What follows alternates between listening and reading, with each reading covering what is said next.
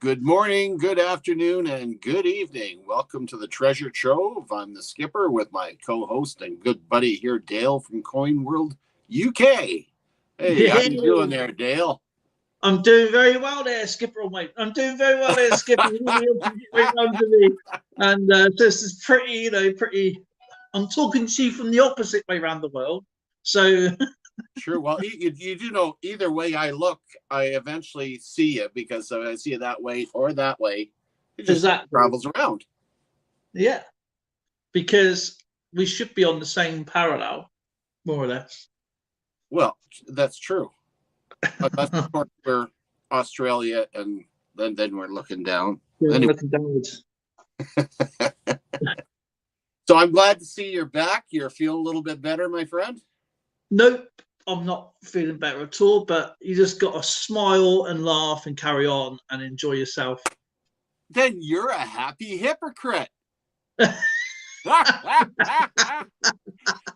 you're a happy hypocrite, you got to say, how are you feeling? You say, I'm good and getting better. That's our secret. That's true. I see Las Vegas Urban Treasure Hunters there, PA Patriot Prospecting, Al Chafe. And who else we got sitting in the house here? Oh, Coin Junkie. AG. I just accidentally switched off the chat. I'm new, okay? I'm a noob at this. It's been a while. It's been a few days. Noob. I'm a noob. It's called Noob Tube. Oh my goodness. I don't know what my channel's called. That's it. Oh my word. Oh God. Do you know what? Oh man, if you see me now, you'd be laughing your socks off. Where is my channel? Have you lost your channel? Yeah. That's an interesting loss. So I got to meet a friend of mine after, well, he's been my friend now for, oh my goodness, over 40 years. And he's an old infantry, and I got to give him a challenge coin in the traditional manner, and I thought he was going to cry. It was actually so special because it's an infantry challenge coin that you give once an infantry, always a brother. It says, and you put it in the palm of your hand, just like this. If you had a coin, you take your challenge coin, put it in the palm of your hand. And in order to give it to them, you shake their hands and you leave the coin in their hand. Oh, okay. And he's like, whoa, thank you so much. You got a hug for it. It was pretty cool. So that's a nice way to be able to pass on a coin. These challenge coins, just an awesome thing to have. It is. So I want to say hello to some of the people in the chat. Evil Arch Conservative, Mayor Videos, Christopher Ty. I'm not surprised. Marlon's out metal detecting. What don't blame him. PA Patriot Prospecting, Coin Junkie, Las Vegas Urban Treasure Hunter, Al Shave. Nice to see you, my friend. I'm still going to be looking for your item, of course.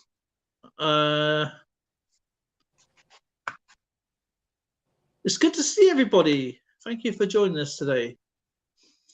And yeah.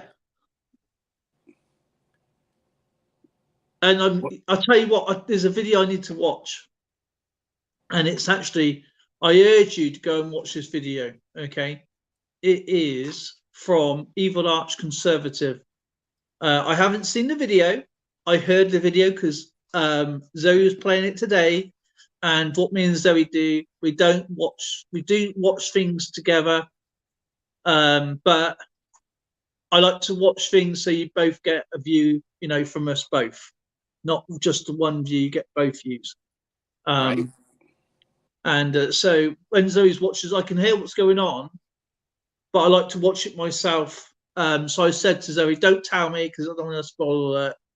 But please go over there. What I heard is absolutely amazing. And so, yeah, I'll be watching EAC's video later. I can't wait. And I'll give you a clue. You got to watch it. Everybody's got to watch it. Okay. And all right, EAC, they've got to come over and watch your video. I think that should be mandatory. Yes, it is.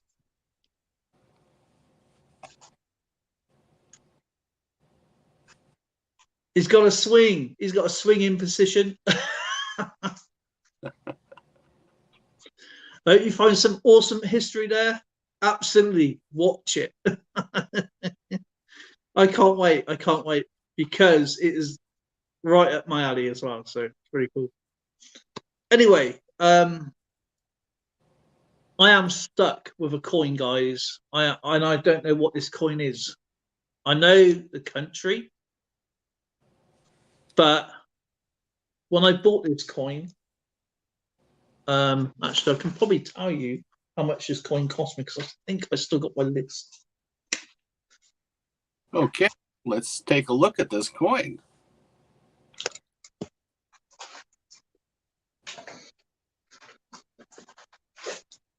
And I made sure I haven't written it down. Oh, you're going to see it. It's tiny. Anyway, I just got to find my list.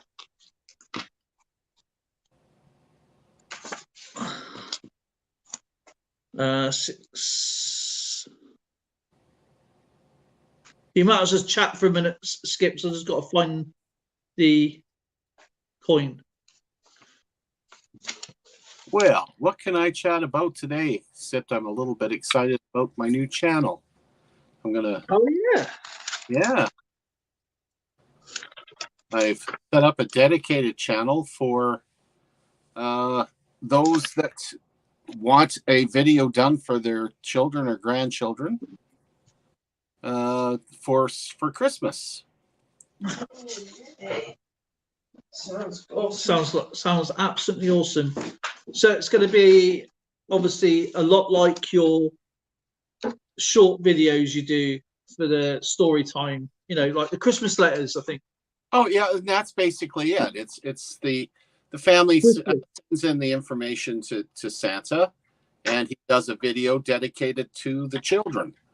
And it's set up in such a way where comments cannot be left, so we don't get any of the problems with the trolls and stuff that we sometimes see. Yeah.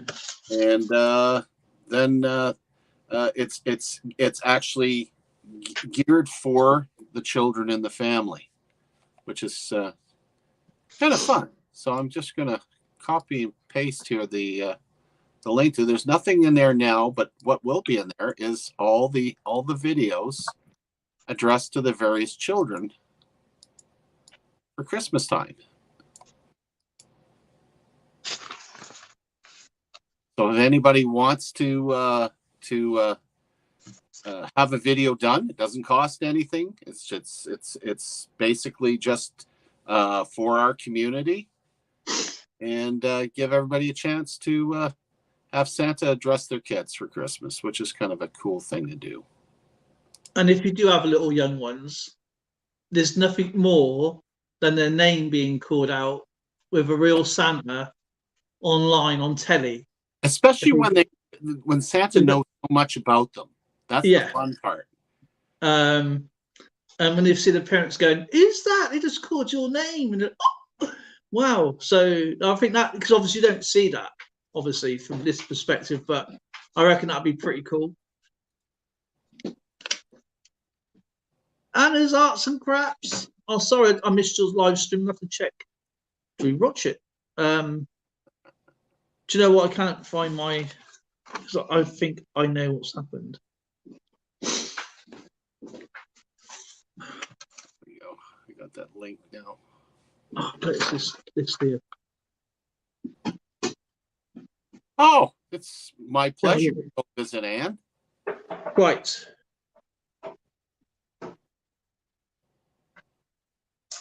This is the little coin here.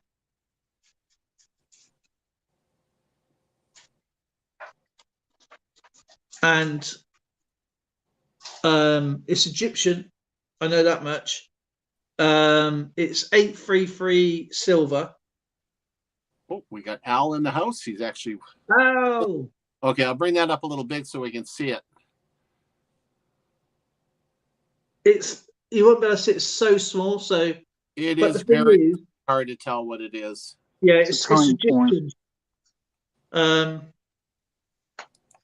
It's Egyptian. Is that silver? What's his name? Yeah, it's silver. Hang on, I got to think of the. Is it Canute? King Canute, I think it is. Canute? Canute, is it King? No, no, it's a recent king. The year itself is 1938. I know that much. But the thing is, I don't think the person who I bought this off sent me the right coin, because on my list here, it's got here Egyptian to pastries 1938, but there's no two pastries in 1938 coin made. Right. There is another coin made with the same design on it. Is it a queerish? I think two queerish. You're asking me to pronounce those names? Yeah, I can't pronounce them. So anyway, I'm the terrible. thing is, I bought this coin. Yeah, it's 0.833 silver, which is what standard is over there anyway, for £1.50. And I've been looking around, and the cheapest one is £54. Whoa! Then you did good. You did real good. So yeah, I think I done all right. But I don't want to like jump to the gun and put information on that could be wrong on a video, because if you see my videos, I don't talk on my videos.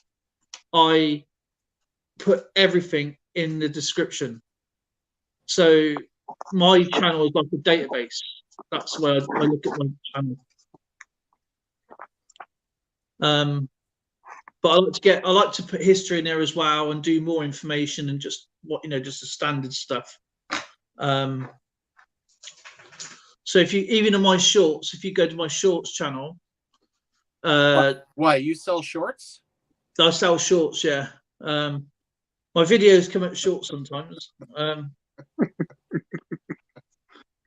It's a bit of a shortfall on your account, I Yeah, think. it is. Exactly. I'm short on time as well. So, well, at least I see one Newfoundlander's that's managed to hold on to landfall, the storm coming in. Yep. yeah, We did okay here. I didn't have hardly anything at all here at all. Good to hear. I'm right over on the very east coast, so I did pretty good. The west coast, however, didn't do so well. no, So I heard it. over there. And it's surprising, when you really think about it. You would think the east would have gotten worse, but so I guess it's all the way the wind blows. Yeah, well, what happens, see, is where the hurricane came up through Nova Scotia and went kind of between Labrador and Newfoundland. Yeah. Now, I'm all the way over on the Avalon Peninsula. Mm-hmm. So I'm way over. It didn't veer out into the ocean the way they were thinking. It just came straight on up through. So the west coast got us more so than the east coast. And the way that the wind was going, it seemed like a lot of the wind here was completely blocked off by the hills and stuff like that. Wow. So we did pretty good. I do have a question for you.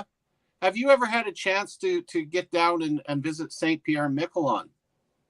I have not. I have never been to St. Pierre and Miquelon. My brother was. It's really not that far off the shore when you look at it. No, it's not. It's not at all. Actually. It's pretty close. But I have never been, not ever. So that's a bit of a shortfall on my part. But maybe one day, maybe. There's another hurricane coming, isn't they? All the way up from Costa Rica and Mexico to Florida, aren't there? Yes, it is. Yeah, that's supposed to be Mm. here by the weekend, I think. Yeah, that's gonna. Was it Hurricane Anna in it or something like that? Something like that. I give up keeping track of their names. I just know there's a storm coming. It's I'm unusual just though, looking for you. to get a lady's name. I know you had Hurricane Ian and Alan now. So I don't know if they run out of girls' names. Yeah, I think they go back and forth.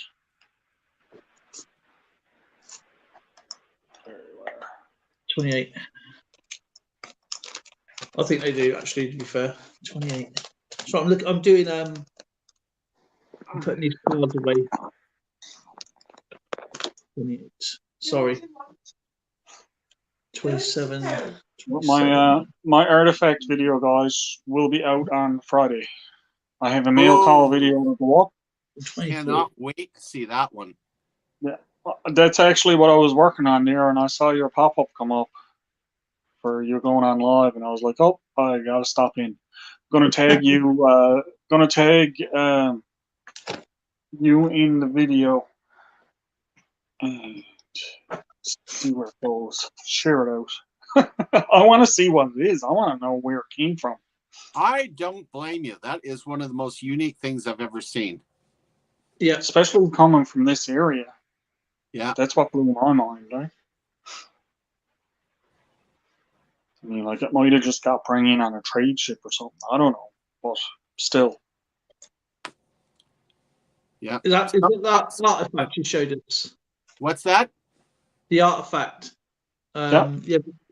Yeah. I obviously I haven't had time to have a look, but I will. I promise you, because obviously I'm really intrigued in that. It will blow your mind, Dale. It I will saw blow it. your mind. He's seen it. You seen it, didn't you? Yeah. Yeah, you seen it. I was gonna say you were here when I showed it off. Yeah. Like I said, I got zoomed in on it. I got some really, really good detailed into it.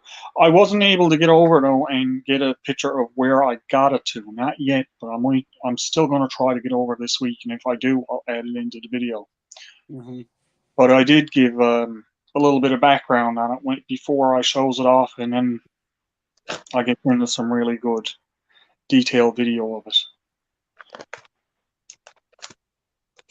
I can't wait to find out what that actually is, and I hope it's really good news. Okay, Ann. Either way, I'm keeping. I want to keep it regardless. It's one of those things I just don't want to part with. No, don't part with it, regardless what the outcome's going to be. But because it's, as I said, it's always going to be an interesting talking piece. Yeah. Like I said in my little video that I don't know if I said, this could be the greatest find ever, or it could be a piece of garbage. All right. You don't know. Cool, though. No, it's going to be. I mean, it's whatever it is. It could be just a one-off piece that's made for a cane for someone back in the day, or a staff, or what's the other one? The scepter or something. You know, it could have been an ornament on top, as you said, on top of a helmet. It could have been part of a poker set. It could have been anything. My hope, we're getting this out there on the video now, my hope is that someone somewhere will have a book or something, and they'll be able to haul it out and go, that's it right there. Oh, and whether it was mass produced or not, it would be nice, even if it's something that was a mass production of something once upon a time. It would just be nice to say, okay, well, I know what it is now. Yeah. Or will the mystery just get bigger? I reckon it raise more questions than answers, to be honest. That's my thing. 269. But yeah, I reckon it's absolutely wonderful. Well, like I said, I've got over 30 years of questioning this myself. I want to see who can bring up another question. And this is perfect. That's not another question. So we get an actual finalisation on it, so you can then put a label to it, and then you can then have it on your mantelpiece and say, "Look what I found. This is unique." Yeah. Yeah. Anne says, "Would you sell it if the price was right?" No. Well, the price would have to be very right. But until I know what it is, no, I wouldn't. At the moment, it's priceless. Yeah. At the moment, it is. There's no price you can put on it at the moment that's going to turn around and say, yeah, okay. Because you don't Unless know. you're talking in the like 20, 30 million range. Yes, okay, yeah, okay. I could live with that even if it's worth more. But no, I wouldn't be able to part with it. That would put you in a really nice place in Newfoundland. It would. That's why I said if it's up in that price range, yeah, I'd probably sell it. But as it stands here now, the way it is, I would not sell it without knowing more information on what it is. Because I'll tell you something now, if someone's willing to pay and they don't know anything about it for, say, 30 million, then there you go. 30 million. There you go. 30 million? Yeah, I'll sign it over for that. Yeah, but I wouldn't haggle that. As I said, if they're willing to part with 30 million, they're quite happy to part with 230 million. So they obviously know something about it. Yeah, but you know what? 30 million to me, I would never have to want for anything ever again. So, true. But for it's me, always the extra 200 million there just in case, you want to splash out on something, say, another one. I could splash out with 30 million. Big time. Big time. That but would no. ruin collecting for me. I would own all the coins I want, and then I'd be bored. Yeah. So I'd have to find something else to do. Here's the thing, for me, I do bushcrafting. So if I had $30 million in the bank, I would just have all really good gear to go and do what I love doing. And I would never have to worry about working or anything like that. If I had 30 million in the bank, it will never change my life. No way. I know, yeah, in that kind of way, in financial ways, but one about I will still search for coins and pay, still do my 20 quid challenge whenever I do it. I wouldn't go out and buy a load of gold, a load of silver, and and blast it on that, because as I said, if you buy every coin you want, you sort of like cheating the collection of it a little bit. You can better the collection on some of it, yes, but I still would miss the hunt, if that makes sense. The search, even if you had to go and buy every coin that you wanted, how long would it actually take you to track them down? It probably wouldn't take. That's the thing. You would have time on your hands, wouldn't you? So it probably wouldn't. You know what I mean? I miss going online, searching for the coins I want to buy, and then going, oh, I like that one. Oh, I like that one. I like that one. If you have that sort of money in the bank, you can just go click, click, click, click, click, click, click, done. And then the hunt's over. The search. That's what it's like. It's that, to me, it's like metal detecting. Now, if you had a really good ground radar and you can search a field with 30 million, you can get yourself a really decent ground radar and you can find anything you like. You're sort of like missing the search, and that's what I like. That's my buzz for collecting. Well, I wouldn't. The only thing I would say is I would move out of the house that I'm in, and I'd move somewhere where it's not quite so much mountain to climb up to get to the woods. And I wouldn't miss the mountain climb. But I would still continue to go to the woods and make my videos. I would just be I would probably be more in the woods doing my videos than what I'm doing now with my videos. Yes. But I mean, I would like to go and get, obviously for my family, we live in a rented apartment. We'll definitely buy a house, and it'll have like a studio where I can do my silver pouring and stuff like that, and a decent coin room, a living area, whatever. It's those sort of things that are not actually tied to the house as such. And then can blast out YouTube videos, whatever, socialize that way. But as my life, I'm happy, So I won't go, oh, look what I bought today. I bought this Morgan dollar on ASC because I can go and do it. I'll still literally go out and try and find something. You know what I mean?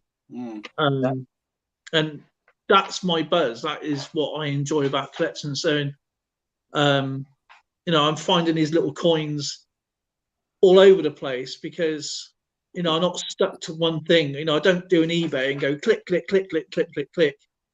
No. I feel, to me, it's about the search. It's a search. It's like buzz. It's a buzz. It's like, wow, I found this on the site. Clicking that, free postage, done. I found this in free postage, bang. And they're cheap. They're cheap and cheerful coins, and they're not nothing special. But the fact is, I'll try and find something quirky, something really old, and something silver. You know what I mean? That's my search, and it's on a very small budget, £20. What? I tell you what, if you have $30 million, I will give you a deal on this, and I'll go 29.5 million.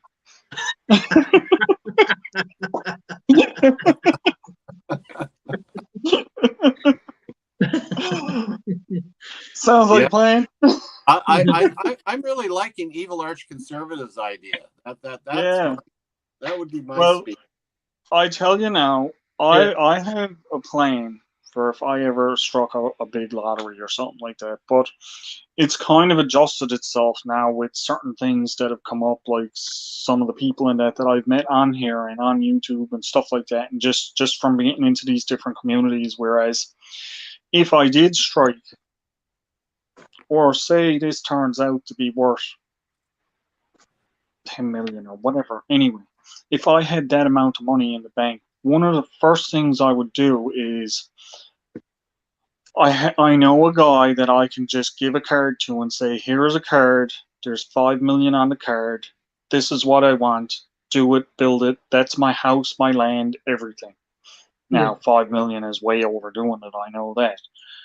But that's just in case money. When I comes back, my house will be fully furnished, right, move in ready, the cupboards and everything would all be stocked. But where would I be? I would be traveling across Canada and going down through the United States and traveling right back across the United States, visiting everybody that I've met that I've really connected with on here. That's what I was about to say. I like to get obviously I'd love to go and visit Numismaniac. He knows that. Go and visit my friend Sheldon, Hawaii. Go down to meet Field Guy because he's just nuts. Like to go. There he is. He's in the chat. EAC. Go and see that famous coin star she goes to, and just have a great time meeting people. You know what I mean? And then the thing is, when you go away, you don't want to budget. I can't spend that much. You want to be able to splurge, and that's why I said if I ever struck money like that, I would just go, because even if I was gone for a year, it's like, I'd like to go and see Nick Molnar. Actually, there's quite a lot of people I'd love to go and meet. You know what I mean? Just to say hello if I have to, scrap in, and just, as I say, like EAC says, 6 months. And you can collect coins along the way.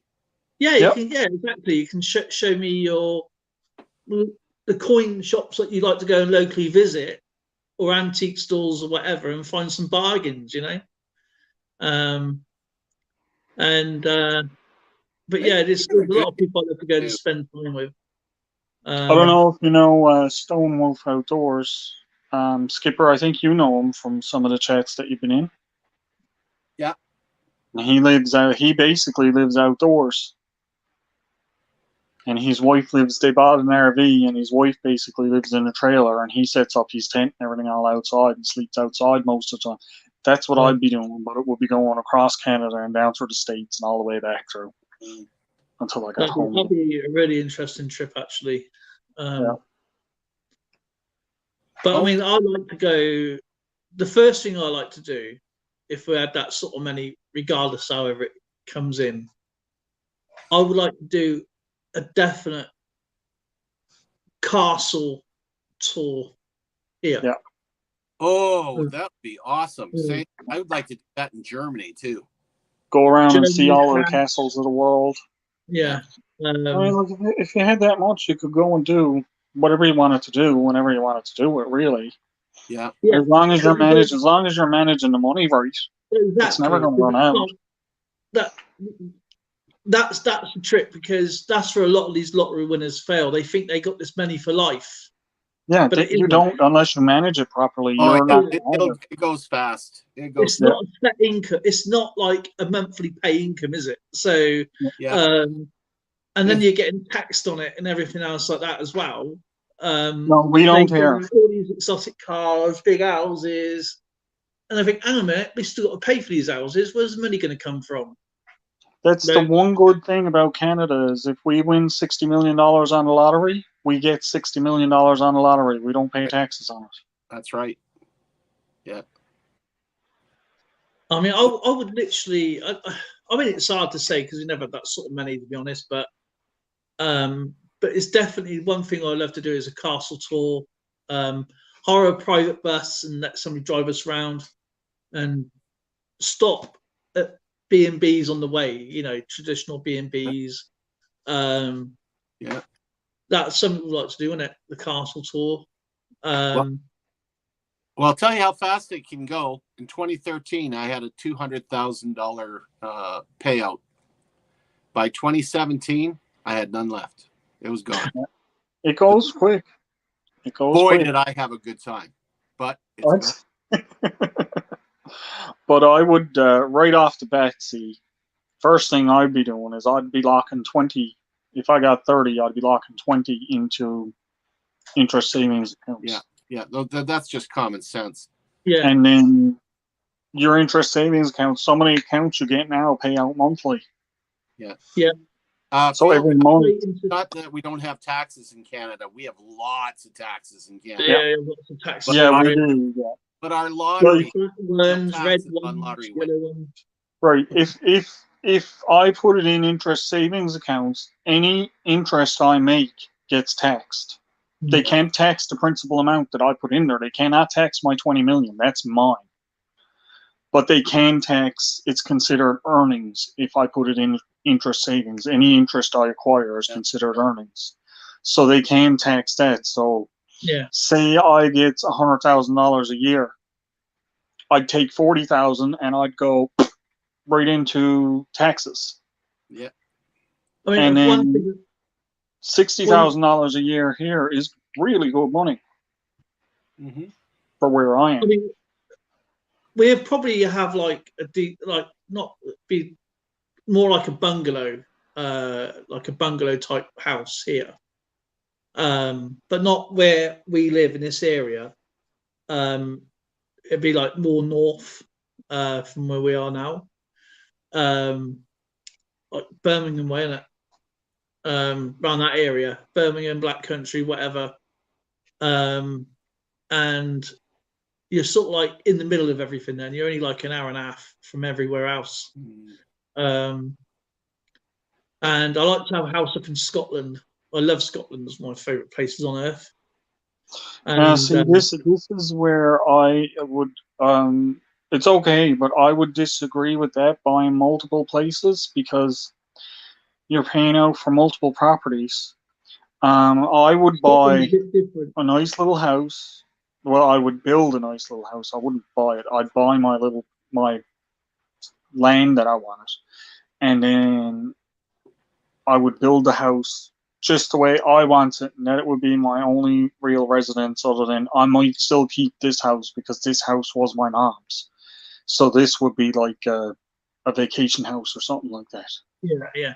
That's what I said. Like Scotland, because it's so far up, especially like it wouldn't be somewhere in the Highlands. It'd definitely be like a little holiday home. So like nothing big. It'd just be literally like a getaway place, and then something that we can rent out as a little bit of an income for like tourism. Yep.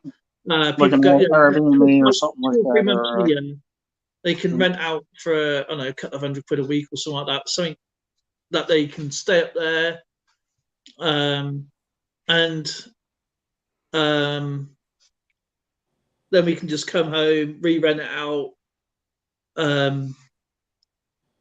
Just a little bit of earnings that will keep us going, and then twice a year just go and meet people from, as I said, that sort of thing. I'm not materialistic.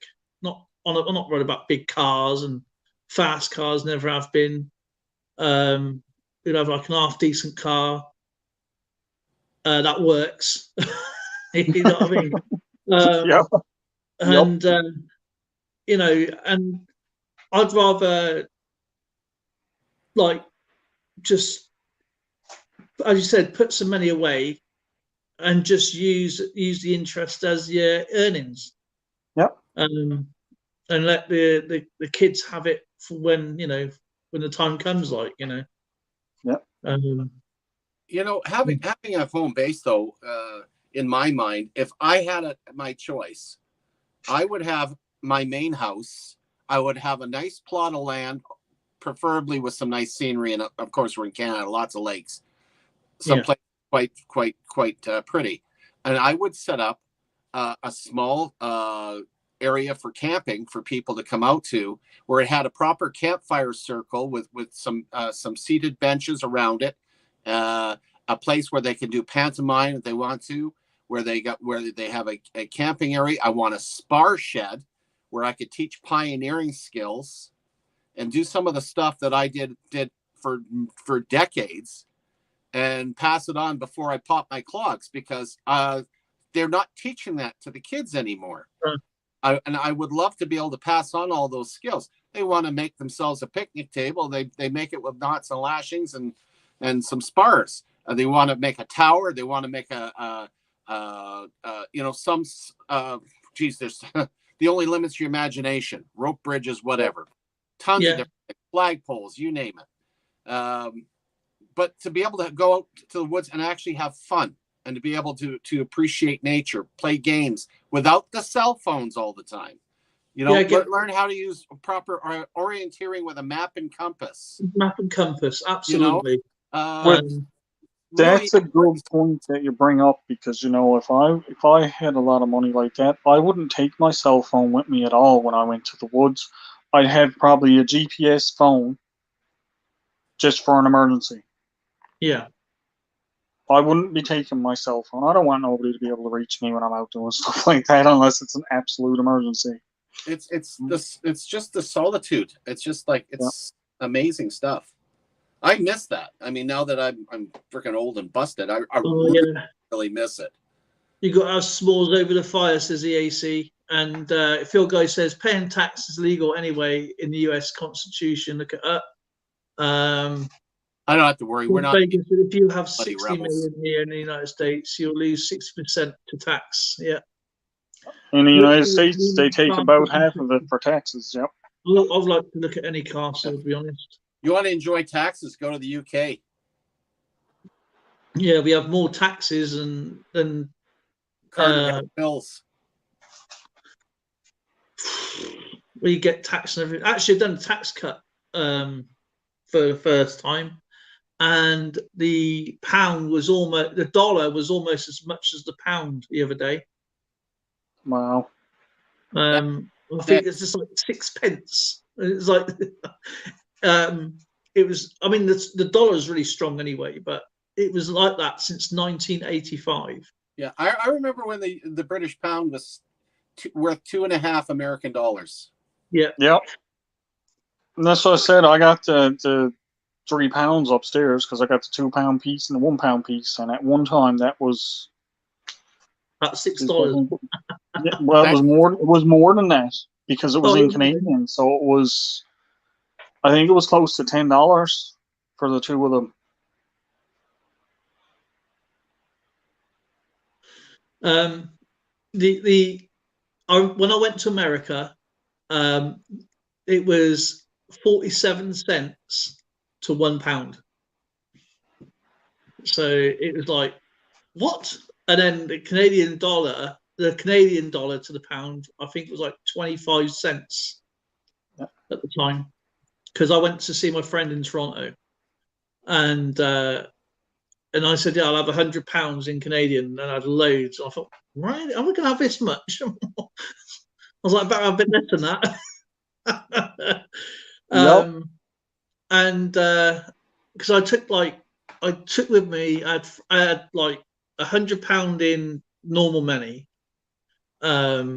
just in case I do that, just in case my brother wasn't going to turn up to get a taxi home from the airport. I had $200 in cash for the week, because I wasn't going to spend much on it because I was going to see my brother anyway, and he's normally at work. So, and I thought I better get some Canadian. It's going to be about the same. I went £100 in Canadian. It was like almost $400. I thought, what am I going to do? That I'm going to be there like a few hours. But yeah. And of course, I didn't realise that almost all the drinks in the United States were free. So that was actually quite an experience. Where were you? Texas. I went to I was in McDonald's my first morning, and obviously because I had jet lag, and I went that night. I went to what? I'll tell you what was on cinema. It was 10 o'clock at night, half 9, 10 o'clock at night. Now I landed. Well, I didn't even seem like I took off actually. Even though I was up about 18 hours, I actually landed earlier than the time I took off from England. And oh man, it was because I went to Canada first, then went down to Texas, and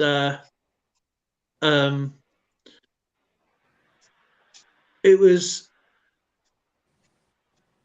about 10:15. Now I left at 11:30 my time and landed at about 10:15 in Texas in the morning. My brother, of course, I'm been up for my brother walks around the other side of the car. Of course, I wasn't thinking. Obviously, the steering wheel's on the other side, and he goes, and of course, I sit there and I see the steering wheel there, and he goes, "Oh, you can drive home." I went, "What?" So I drove all the way from Dallas to McKinney, and the next morning, no, that night we went and watched Crocodile Dundee in Las Vegas, I think it was, and I was like this, and next thing you hear a bang on the floor because I just fell off my seat, didn't I? Because I fell asleep watching it. Just too tired. And then that morning, I had to take my brother to work. Of course, I never drove down there before, so I drove from McKinney to Allen, and obviously everything was fine. It was just the opposite way round, and I found it a lot easier driving in America than I did in England, so that wasn't too bad. And yeah, of course you would. Probably when you got back to England, you were going, "Oh, how am I going to get driving in these narrow roads?"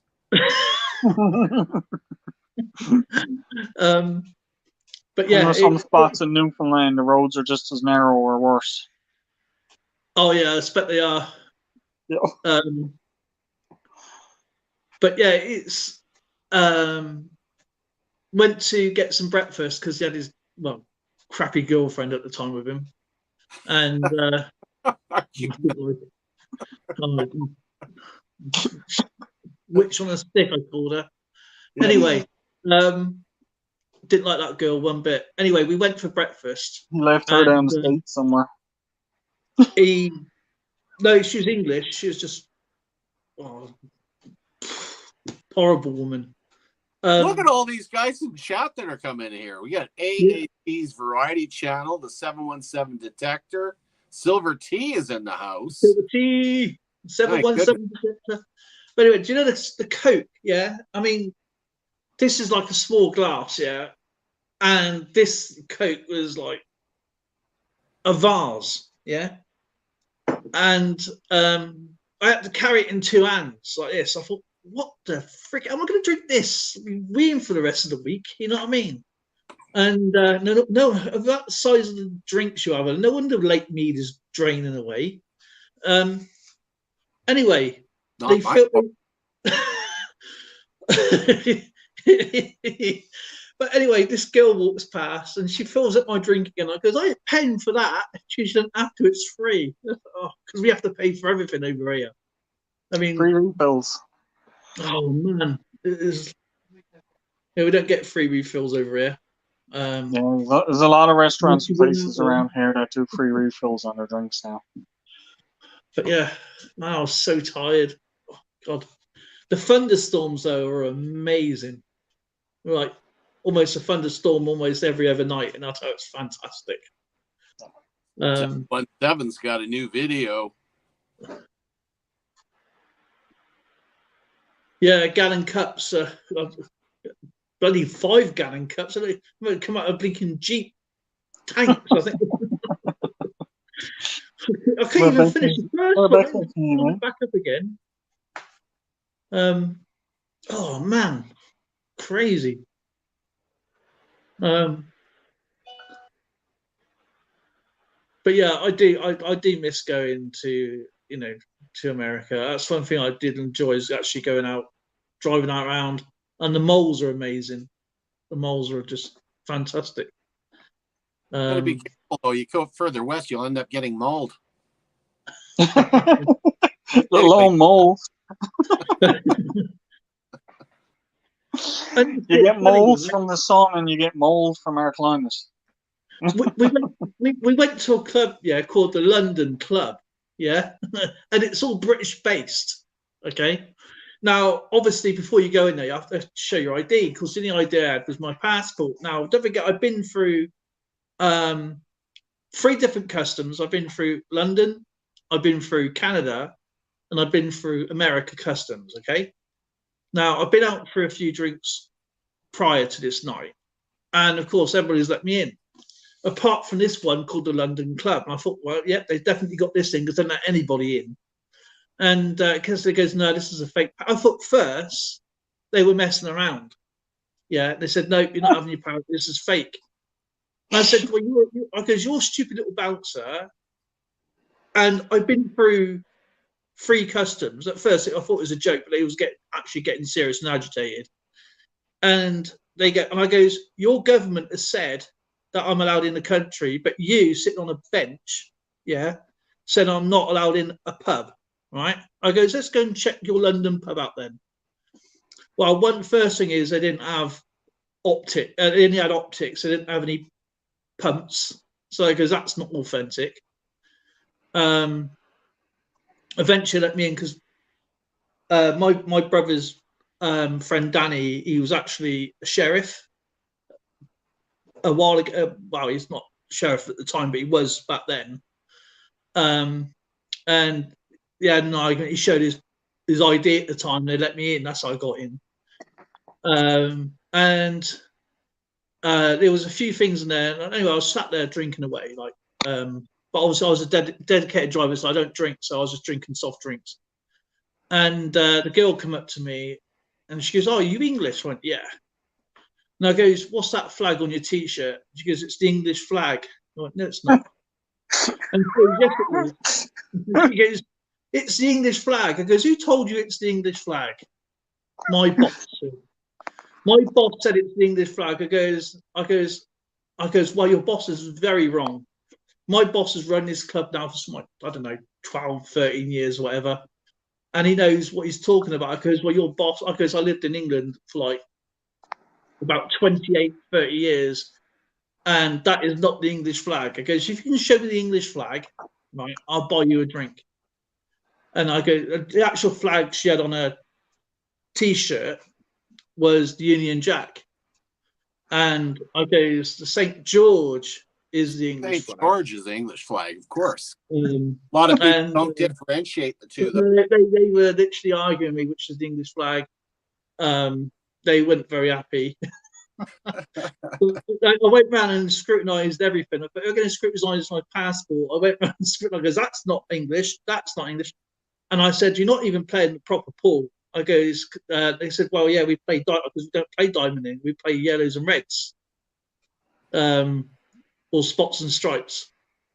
And but yeah, it was quite funny. But in the end, they were all right. I said, "I come all the way from here, and I'm thinking." Trying to get away from England, I come here, and I goes, I don't know which pub you went to, but this is not an English pub. Sorry. I said, you're doing pours out of a bottle, which we don't not allowed over there. Oh my! That's sacrilege. Yeah, we're doing pours like this. I think it's just fantastic that you had to get an officer in order to get into the club. Club. Yeah. My brother's mate Danny, he was a sheriff at the time, and but yeah, it was just crazy. But I thought at first they were just peeing around, And then no, not allowed in. Because how comes your government said I'm allowed in here, but you sat on a chair said I'm not allowed into? Because I can go somewhere else if you want. I'm not bothered. Then we went to a bar called the Prison. That was actually interesting because not sure who was. It's kind of famous. It's got Lauren Hardy outside the statues. But I think it was Butch Cassidy was prisoned there at one point, if I remember rightly. And all the cells were like where the seat-ins were. It's actually quite interesting. It's only a little place. It had about 100 people in it, but it was quite fun. I have to admit the U.S. does have some very interesting places, especially when it comes to pubs. Atlanta, Georgia. Atlanta, Georgia has got what they call underground Atlanta. A lot of people don't realize that old Atlanta is still there, but it's sunk, and they basically built over top of it. So you go into what looks like a subway, and all of a sudden you've transported back into the 1860s. With all these old shops and whatnot, and they've turned into nightclubs and whatnot. Went down there, and I ended up walking out with about 40 glasses because every place you drank, you ended up with another glass. And they were all souvenirs. I left them all in Columbus when I was in Fort Benning. I didn't bring them home with me, but great places. Old Atlanta sank, and everybody's been looking for Atlantis. Yeah. Maybe it's under old Atlanta. Yeah, could be. You never know. Could be. I mean, you had Bobby, didn't you, from Man from Atlanta? Yeah. The name is even close and everything. Do you remember Las Vegas got one of the coolest malls you've ever seen. Nick Molnar, he's one guy I love to go and visit. Dimebag Darren, Silver Tea.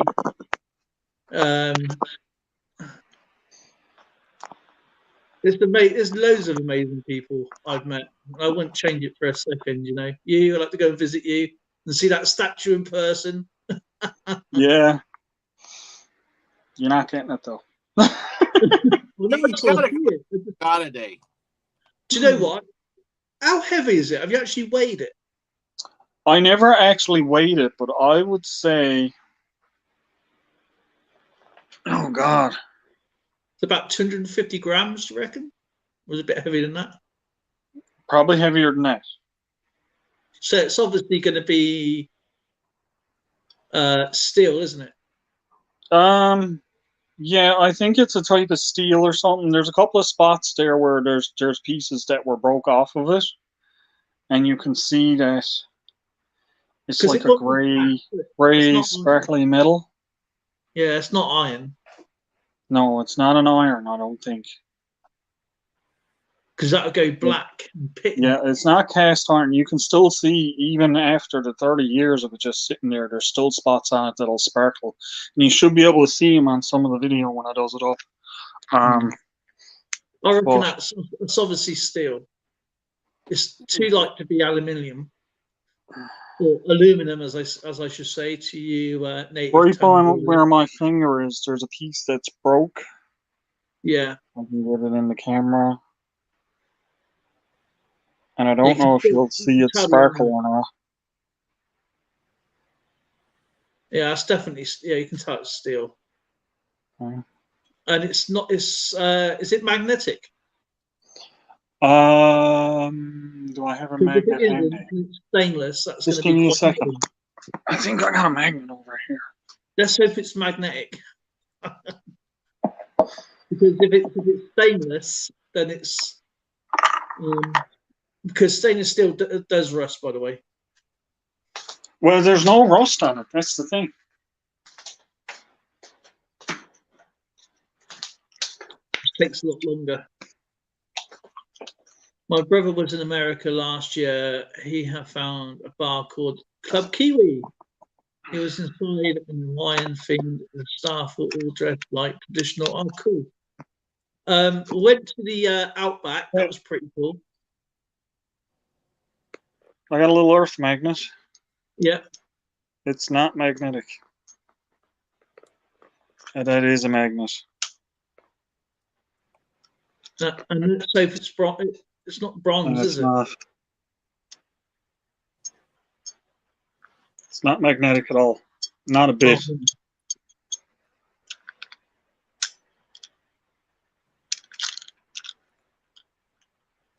Let's say that's not stainless steel or chrome.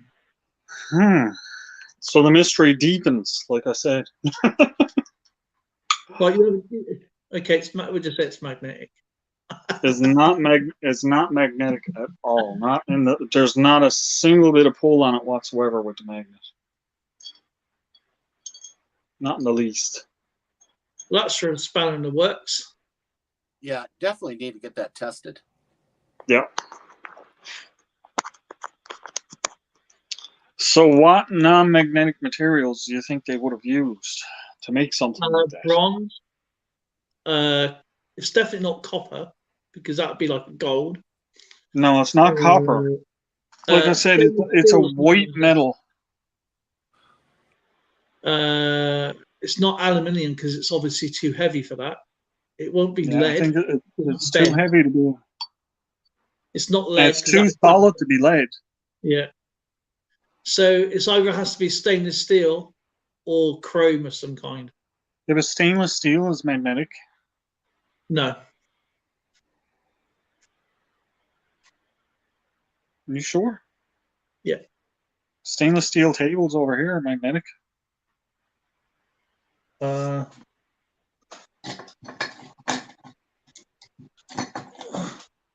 There is 3 types of stainless steel. You've got class 1, class 2, and class 3. And class 3 has got a lot of silica in it. It's the silica that makes it non-magnetic. Okay. So if it's like knives and forks, then they're going to be like a really cheap metal. Now this is going to sound a bit funny, but this is stainless steel. This is a magnet. Yeah. This is how it sounds. Nickel, could be nickel.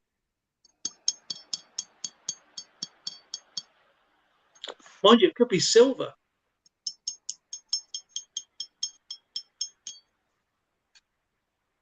If it could be made of silver.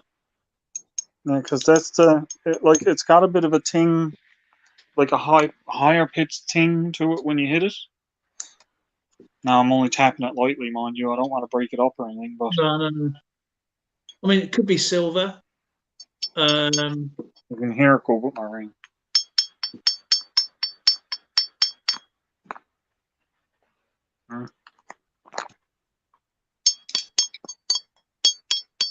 Don't bash it. I wouldn't bash it. No, I'm just lightly tapping the end with the end of my ring.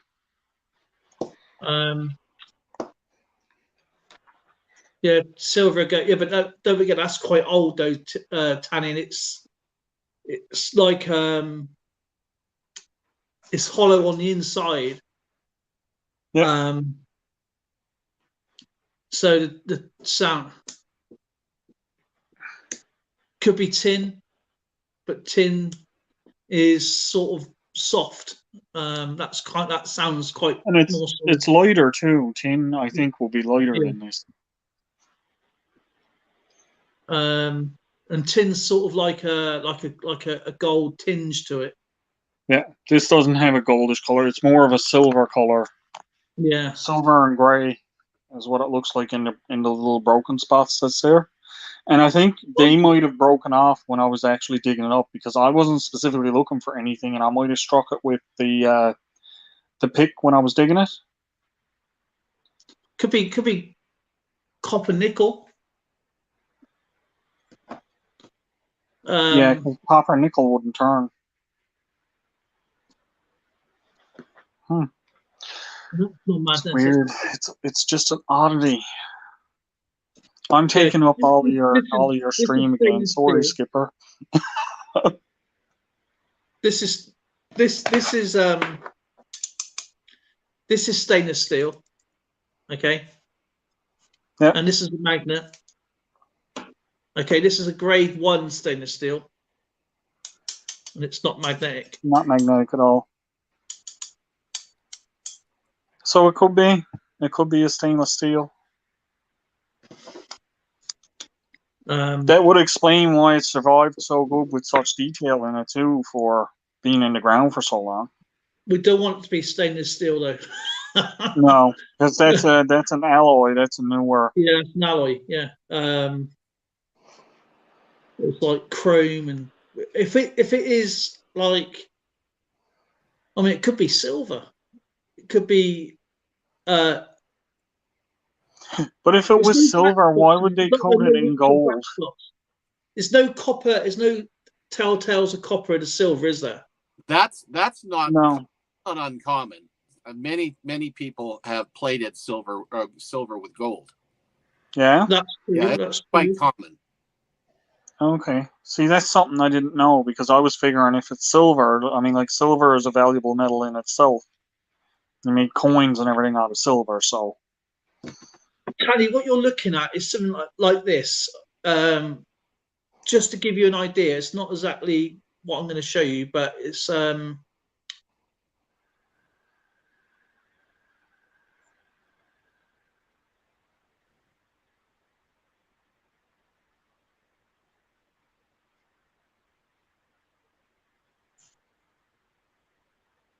I was just going to show Tanny what he's looking at, what we know what it looks like, kind of thing. And it's got the crosses on the cheeks, isn't it? Yeah. Tanny, you didn't see a good look at it. That is not a blob. It's actually, you can see it's a helmeted figure with what is that hand in the mouth? There's a glove inside of the helmet. It looks like that. The beak is sticking up. Yeah, that's the old Templar helmet, that one is. Yeah, so the beak is sticking up. So it looks like the face is open. So it looks like something from. So you've got the glove in the center. So it looks like a jousting helmet. And obviously the face mask will go down. And then it will look like. And there's obviously something to the right of it. I'm not sure what that is. Well, there's a ball and chain on there for a chainmail, and it looks like on the other side looks like there's a sword hilt. over on this side. It's like, And like that a sheep. definitely looks like a gauntlet in the Yeah. helmet. Yeah, Yeah. like it's a full gauntlet in the helmet. It's not just the glove; it's the gauntlet. That's When right. I show the video, you can actually see it shows the ridges Mm. on the glove of the V-shaped ridges that will be the plates of armor. It's You like can this. see all that. You can see all that on the glove in the video. DJ. So this is what it kind of looks like, Tanny, if it was down. Oh, hold on. Let's take a look at you. Okay, let's see you. There it is. Yeah, Yeah. like that's a closed up helmet. This Yeah. one is opened. But it's got decorative pieces going around the. Yep. Yeah, and that's the thing with this too. You can see on the sides of it, like underneath where the dragon's feet are, it's like decorative design going around the head.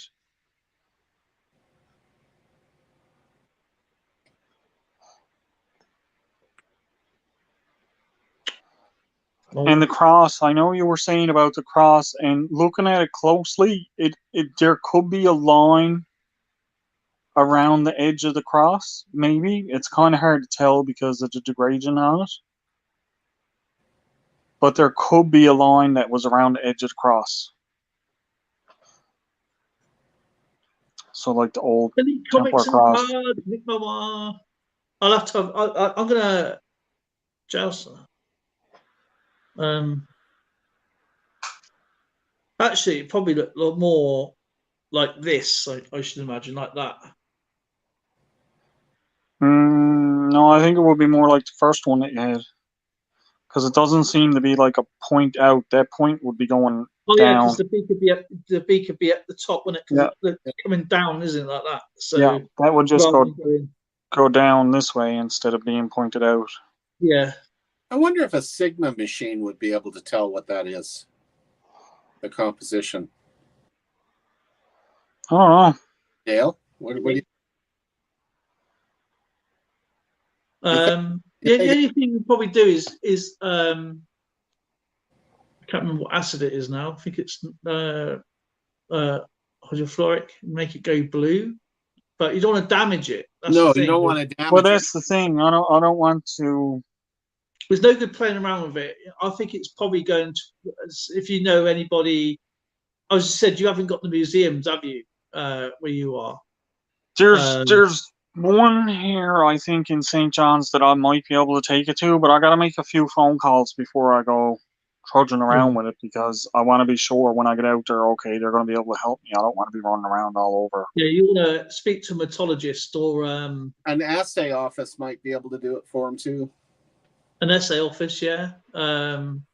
If there is one that you can send it off, that's the thing, sending it off. You can explain and send them pictures, but the thing is, you still need to do an ultrasound and electro test. And if it is, obviously, with all the surround of it is protecting it right now. You don't want to take any of that off. No, God, no. And it starts to corrode the metal because that gunk around it it's part of its DNA now. That is it's they're not gonna take anything off. Well, that's what I said. Like, take it to when I hauled it out of the dirt, I just basically give it a shake off and left it. I never tried to clean it or anything like that because even though I was only 14, 15 years old when I found it, I knew it was something. Yeah. Right? I mean, like, I was always interested in geology, archaeology, ancient history, and stuff like that. So when I dug this up and I saw it and I was like, that doesn't belong in Newfoundland. I knew then it was something then. And I brought it into the history teachers in school and a couple of places like that. And I was like, no, I'm not, I didn't want to send it away because I was worried I just wouldn't get it back. You know what I mean? Mm-hmm. Yeah. I mean, like there's always that, you send it out to somewhere and oh, it's lost in the mail, or no. I didn't want to take any of that risk whatsoever, so I was like, I'm just gonna keep it. But I've been looking at it for years and years and years, and I think it's about time that I actually found out what it is. You can actually see, I'm just looking at it here now, I can see a bit of gold that's on the back of it too. Like on this part, behind the helmet where it's flat. You're probably not going to be able to see it on here anyway, but on the back of the helmet, there's this flat section here down underneath the dragon. Like See, here. I reckon that could be gold plated or gold leafed. Yeah, that's what I'm thinking. It was something pressed on. There's a couple other spots there you can see just a little tiny glint of the gold. But it's not gold because there's a spot here where I can specifically see that it's cracked off. And it's not gold. It's gray. And it's like sparkly in a couple of little spots. But it's definitely not It's gold. a great talking point, isn't it, guys? You know what I mean? This is. I mean, I'm trying to search right now if there's anything that's decorative. I mean, it could be. As I said, it could be. I mean, who knows? It could be someone that won a jousting competition. You just never know. And You don't know. It could have been a part of a trophy at one point where it was just on a mantle. Hey, DJ, how you doing? Hey, DJ, how are you? Hey, DJ. I'm thinking later the week, DJ, for that thing. I'm thinking maybe Thursday or Friday. Okay, well, I think you has a live on Friday, don't you? no, on Friday I'm actually doing a movie night, so why don't we do that like Thursday? That way it doesn't interfere with what I'm doing on Friday, alright? Okay, Okay, that works. cool. Yeah. What time do you want to do it on Thursday? Oh gosh, you on Central? No, you're not on Central Time, are you? No, I'm on Eastern time. So You're on. Okay, so you're only like an hour and a half in difference of me. So yeah. Right now I'll say 7:30 my time, but if it changes, I'll let you know. So that'll be 9 o'clock for you. That good? Yeah, that should be good. Should be good. Perfect. Wait, PM or AM? PM. Okay, just like clarify. yeah. Just want to clarify because you don't want to be on waiting for me at seven in the morning. So it'll be 9 o'clock your time. Okay, cool. Yeah, Okay. because I'm not in my jail until at least noon. So that would kind of be difficult if it was AM. Yeah, just a little bit. Yeah, okay, cool. So stay 9 p.m. Yeah. And we're good. Cool.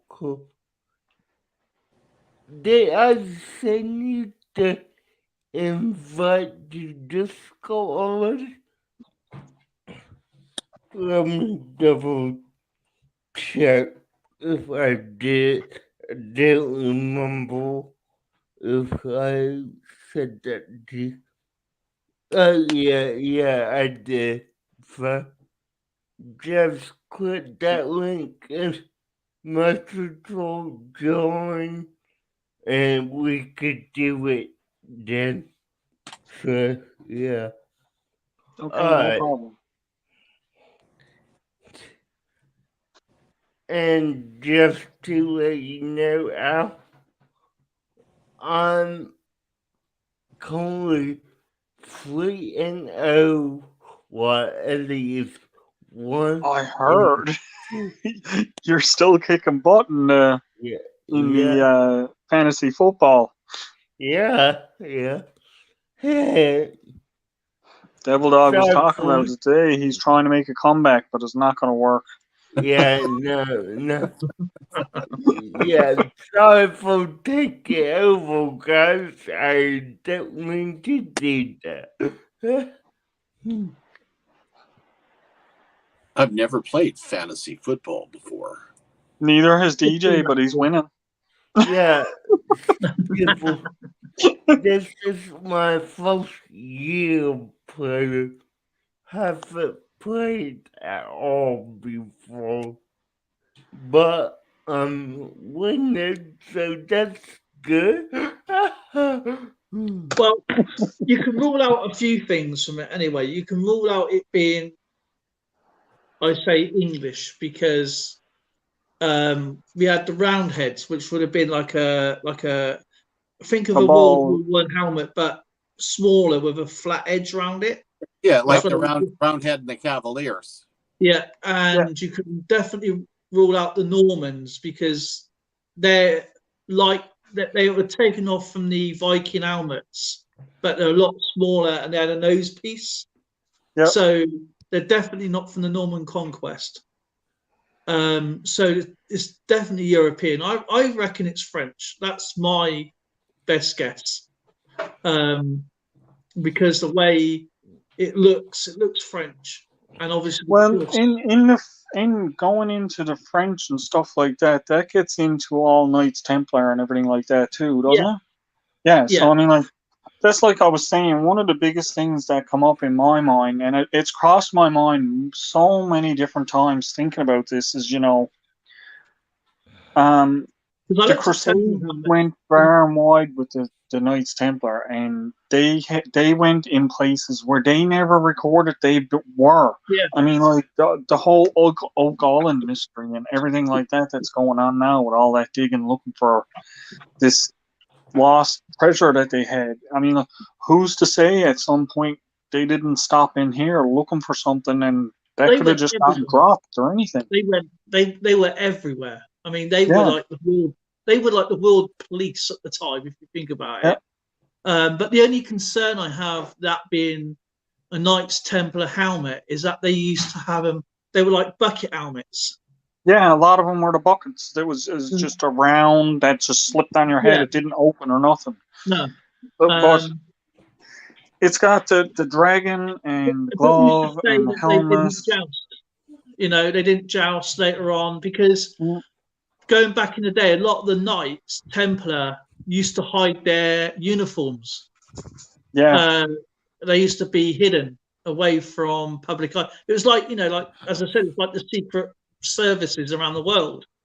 Yeah, the men in black. If anybody was Knights Templar, they were, because obviously they were like the elite, and then go on a few hundred years, they were hunted down. So they used to hide their uniforms, their helmets, anything that's associated with them. But who's to say that one of them didn't have a beaked helmet and won something? Because they went into jousting, they went into sword fights because they were the best of the best.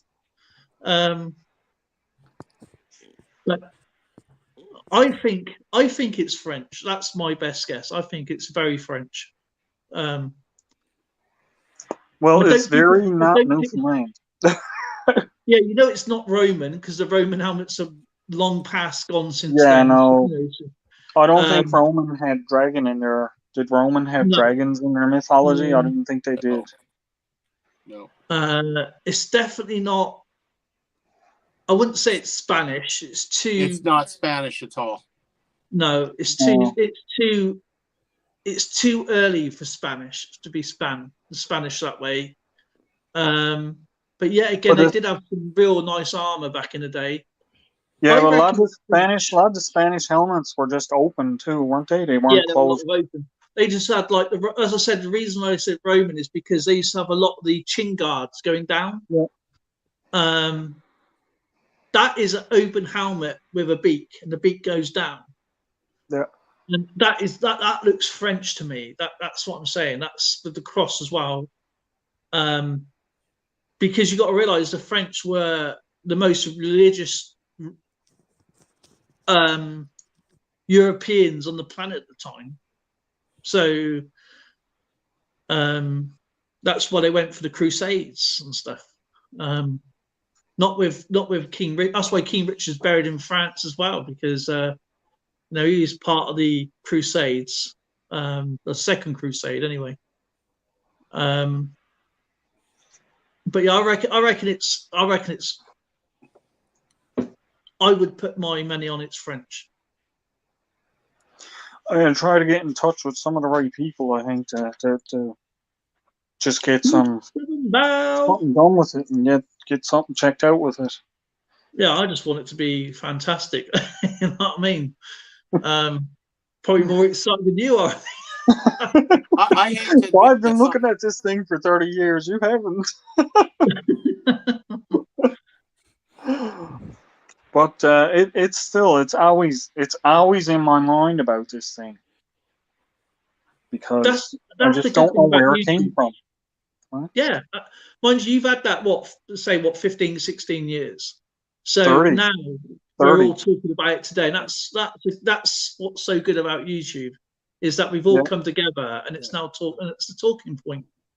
Yeah. Well, I had this for over 30 years. Over 30 years. Sorry. Because I'm 46 now, and I found it when I was around 15. Crikey, I remember I was 46 once. Yeah, it's definitely not Viking. It's not a Spagan helmet. No. Nasal helmet. They get the nasal piece on there. Yeah. But even the glove. Where Normans come from. They used to just have and it wasn't English because we had the Roundheads, and they fought the Normans, and they had the completely different type of attire. You know what I mean? They knew and it's certainly isn't Welsh. It's not Scottish because they didn't wear any armor and they went naked. They had the kilts. They had their kilts. Yeah. It's not Portuguese. But my guess is it's got to be French. That's the only real. Yeah, but it's not a Crusader helmet though. That's the wrong design. Yeah, no. They had the bucket helmets. They called it the Great Helm. It's a Crusader helmet. Yeah, that's the kind of one that I wanted to try to build. I meant to show you guys I meant to show you guys, give you a sneak peek at my gauntlets. Are you into creative anachronisms? What? No. I love that stuff. I made them, but I made the gauntlets, and I wanted to make the helmet, but I just didn't have enough metal to do the helmet. We get dressed up here, and we have medieval feasts. I wouldn't be allowed to wear mine at anything like that where anybody could be injured, because mine will injure you. It's real.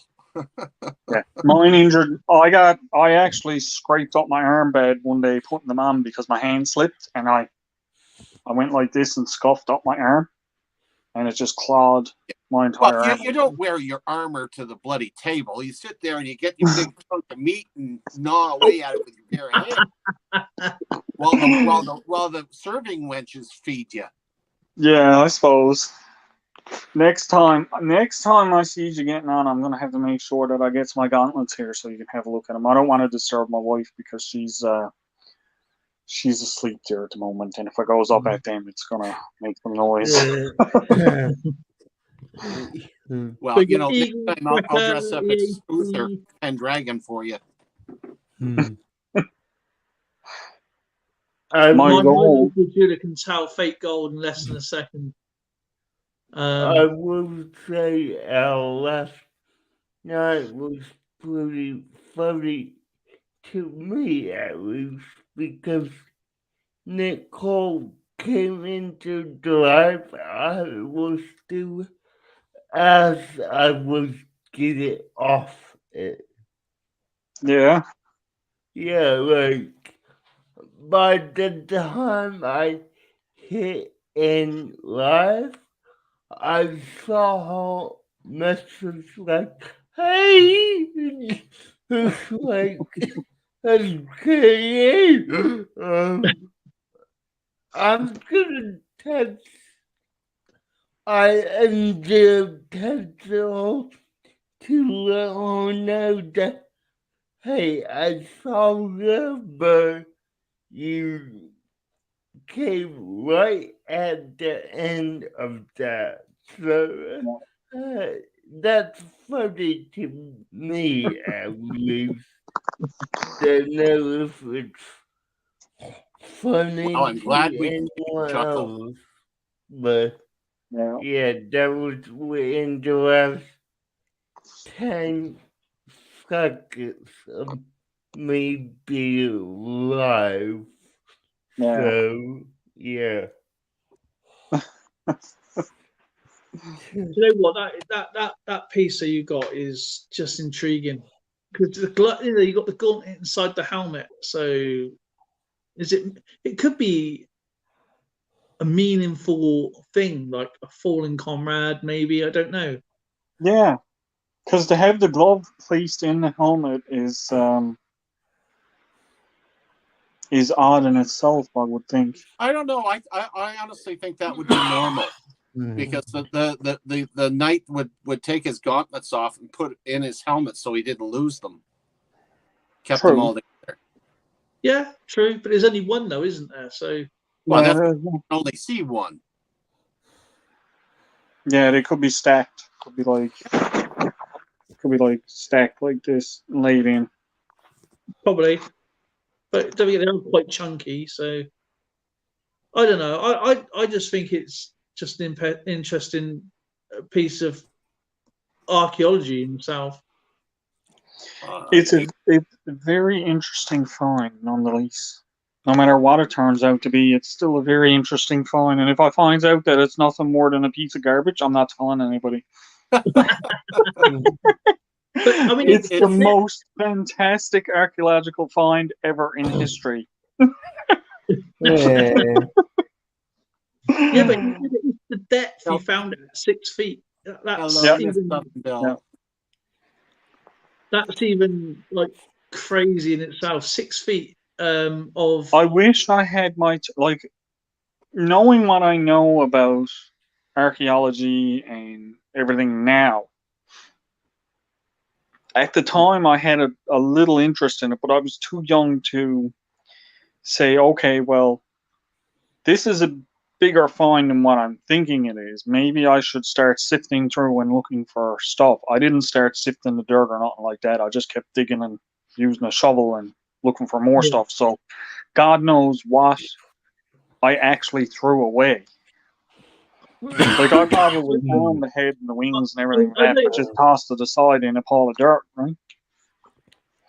Did you find it near? I know this is going to sound like a really stupid question, but I mean, I don't know where you found it. But when you found it, was it inland or was it near like a beach? But it was still field on an edge. No, it was inland. It was the way the shore is here. It's all rocky on the Okay. shore and the beaches and stuff like that. Like there's no sand beaches or anything like that. Any dirt in that would be anyway close to the beaches would have been on cliffside. But this was like you would come up over the rocks, Yeah. and that's where you would get into the dirt and grassy fields and stuff like that. And that's where I found it would have had, if you had went back before the houses and that were there, it would have just been grassy field there.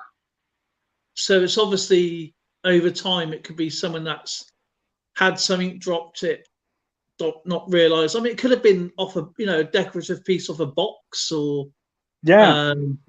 a top of a box or something, which could have held something really interesting inside.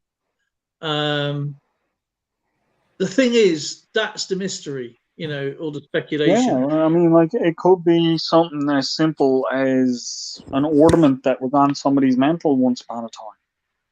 Possibly, but I mean, yeah, again, being 6 foot down, Yeah, well, that's where I'm running into this issue with is why was it so deep down in the dirt for starters, and plays in my mind and keeps playing in my mind is what if before there was anyone settled here, they came on shore or somebody died and they buried him with this thing. Yeah, a burial piece. And obviously the What if wooden, I had kept digging around and actually went through the process of actually looking?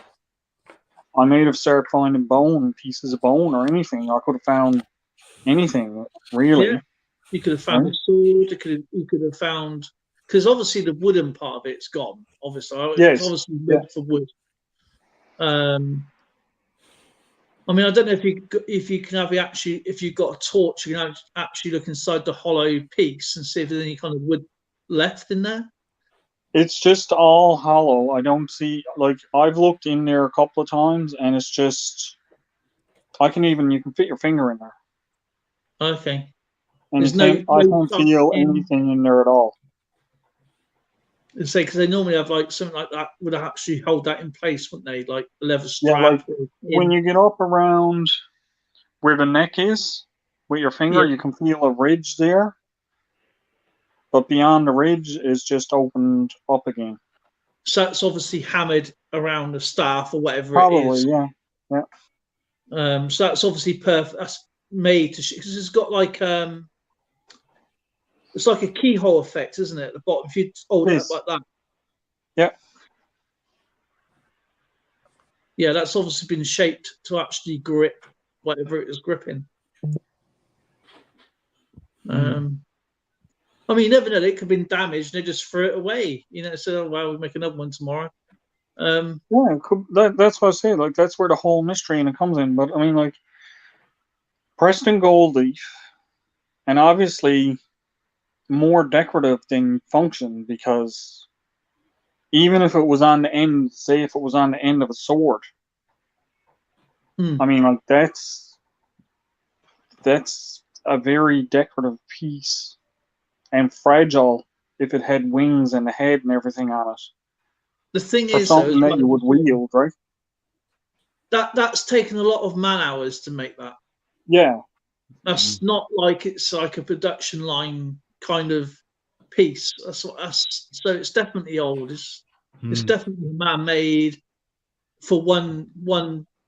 You won't. It's not a bookend thing, is it? Do you know what I mean? No, it's made with purpose, with some purpose in mind. It's definitely made with some kind of purpose in mind. I just can't figure out what the purpose will be. It could be a top of a lid, and it's been dropped, or I mean, to mass produce them would be just not even time. No, it wouldn't be cost effective to mass produce it unless it was something that was newer and done in a mold. Yeah. And so just the only thing I could think of is being top of a cane of some sort. Yeah, could be. So, a cane or a scepter or a staff. Or even off a sheath, the end of a sheath. I need Indiana Jones. Okay.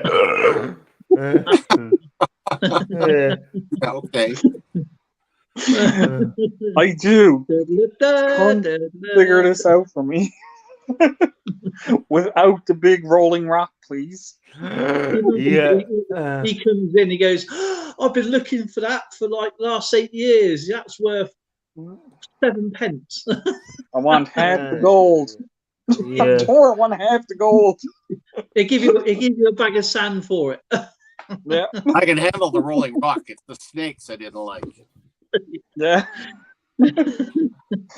I can handle the snakes and the scorpions and the bugs, but I don't want no big rolling rock chasing me.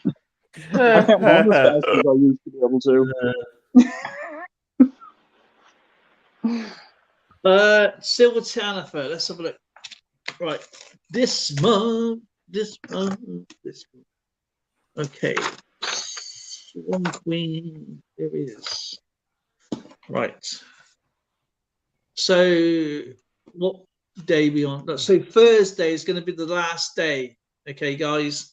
And remember, when you win, whoever wins the monthly wheel after the last player standing, make sure you put your details in the chat on every stream you come into, because we don't hold information, and we don't obviously give out information.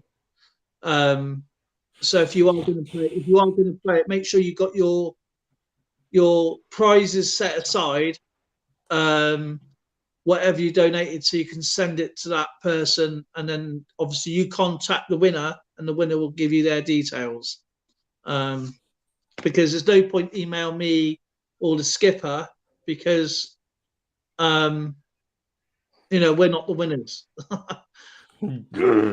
There will not be an artifact in the winning story, guys. No. It's not getting put up there. Nope. Las Vegas got it last time.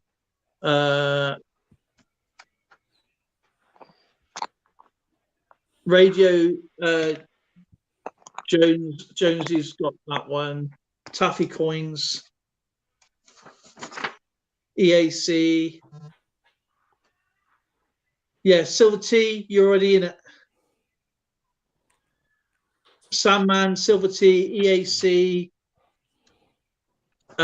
Taffy Coins, Radio, and Las Vegas.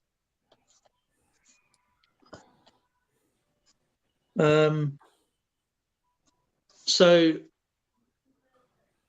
does anybody want to join the wheel? It's a monthly wheel. Just donate anything you like, anything that is small, like a little coin, a collectible, anything that's collectible, of course. Like a football card, a baseball card, stamps, and maybe a small coin of some kind. I've still got to sort out the prizes from the Thursday before. I still haven't. I can add something to what I've already donated. I'll tell you what, if you want to add something for somebody, I think that'll probably be better, because if once you're on the wheel, we're not really. Because what have you already added in so far? You got a 90% silver dime. Las Vegas donated a Walking Liberty. I still got to sort out the other one from last time, so I'll give out all the prizes for Thursday. I will toss in another 1911 V nickel. Okay, so Las Vegas. 1911 V nickel. A nice coin. I like the V nickels. Okay, so we got one so far. Dale, can I add something to what I'm already donating? You can do if you want to, but why don't you leave it for the next time? EAC's on board with Love the V Nichols. Yeah. I think that'll probably be better, so I don't have so many lines going down the page. Kinemine, I'm late. I just got home. Caspar is the only helmet that comes close after 500 viewings here. Cool.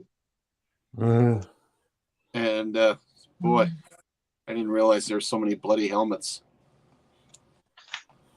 And Cartoon Universe is going to add in $100 bill, apparently, he said. Very funny, dear. I'm not having nothing. I'm making sure you're awake. from a certain African nation. I'm looking at my iPad. What do you want me to do? Okay, he's donating an iPad. Here you go. Well No, no. I'm Not only messing. isn't that something pirates wear? Yeah, I know, Dale. I know. I want to add a New Zealand greenstone pendant to my dime. Okay, if you want to add in more, you can if you want to, of course. It's entirely up to you. It's your discretion.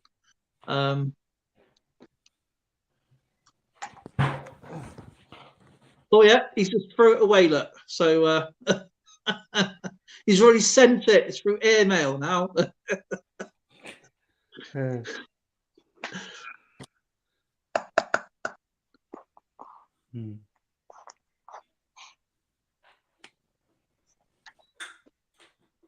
So we got Las Vegas could be the only one tonight, and Lucky. so remember, once you win, you get quite a lot of prizes sent to you, or potentially sent to you from you great people. And don't forget, whatever you want to keep, you can keep, and whatever you want to use for the next time, you know, spend it wisely. But appreciate all this donation. Don't forget, it's you guys that win. And I will be bringing back a different form of battle chat soon. I have been working out the details. No questions, it's just code. So it's going to be called Battle Chat, the shooting solution. There we go. And you're going to need an Enigma machine to figure it out. Yes. So you got to go and hunt some old World War II submarines. Or you can just go down Bletchley Park. I used to have a couple of the old World War II code things when I was younger, but I don't know what I ever done with them. Code things. The actual. Yeah, it was. Oh gosh, what was it? It was a circular alphabet. Was one of them, and for the proper letter, there was an improper letter that you would write. Okay. And you turn the dial, and it would show you the right letters to like uncode the message and stuff.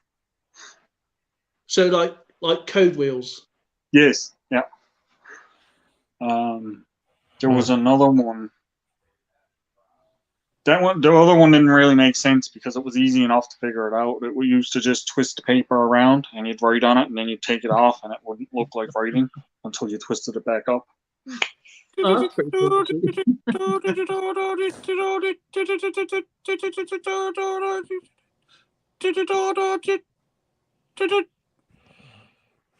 Sorry. Consumer feed. I'm regressing. What was that?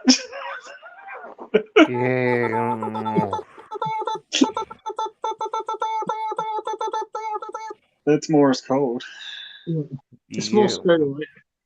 But the thing is, though, I think what he's asking for is, I think he's going, I'm hungry, I need to eat something. Is it that time? Not for another 15 minutes, 14 minutes. The only Morse code I know is the SOS. No, yeah, you got a Monaco. Yeah, Las Vegas is in. You put a lot, the Monaco 50-cent quarter and a 1917 Walking Liberty. Month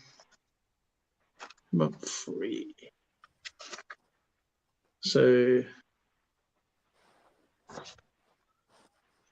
you know, I hate the fact that if I go into the post office there with something in an envelope that's not just paper, they charge you for a small package.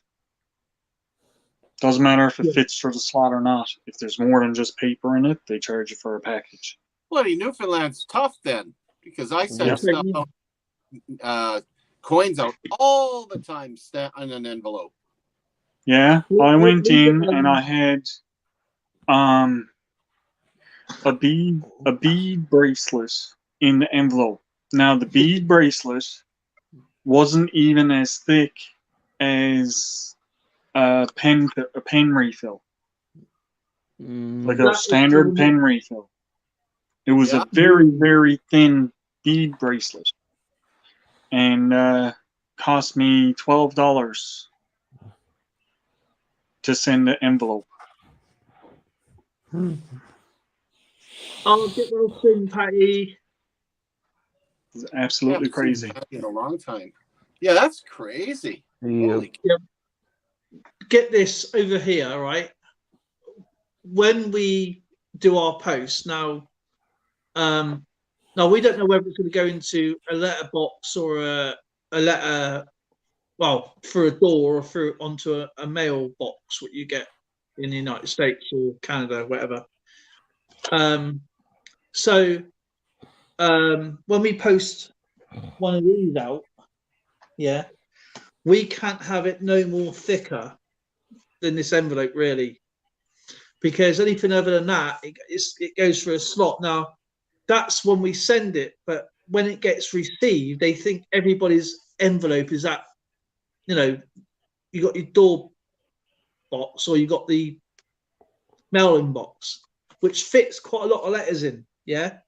So it goes by this here, and if it's small, it's classed as a large letter. So it doesn't really matter about the weight unless it's an actual box itself. So you can send something as long as you like, as long as it's thin as this. When I always put them in a 2x2, and I tape them down onto the paper and fold it up over it, much like Las Vegas Urban Treasure Hunter has said here. They put it in a cardboard and secure it so it doesn't rattle around. But I have sent, I've lost count, coins from all over the world, and the only time that I have to pay shipping costs that are a little higher is when I have to do a customs form and put them in a box. Like I've got one here I'm prepping for Dale here that geez, I don't know how much that thing weighs now. But it's that one. Holy great. What? Yeah, that's the one I'm prepping for you here. It's probably 5 pounds. Skip, that's going to be expensive, man. Yeah, it's going to be super expensive. Gee. But you know what? Santa does sort of things like that. And I got a mail call from Ran. You know Ran so far away? Did you get anything from Ran? Does anybody have any mail from Ran or on its way? I know Dimebag asked if I had any mail from him. I have no mail. I've only got one from Ran, and obviously I still got to do the mail call for him. Skipper, that is going to...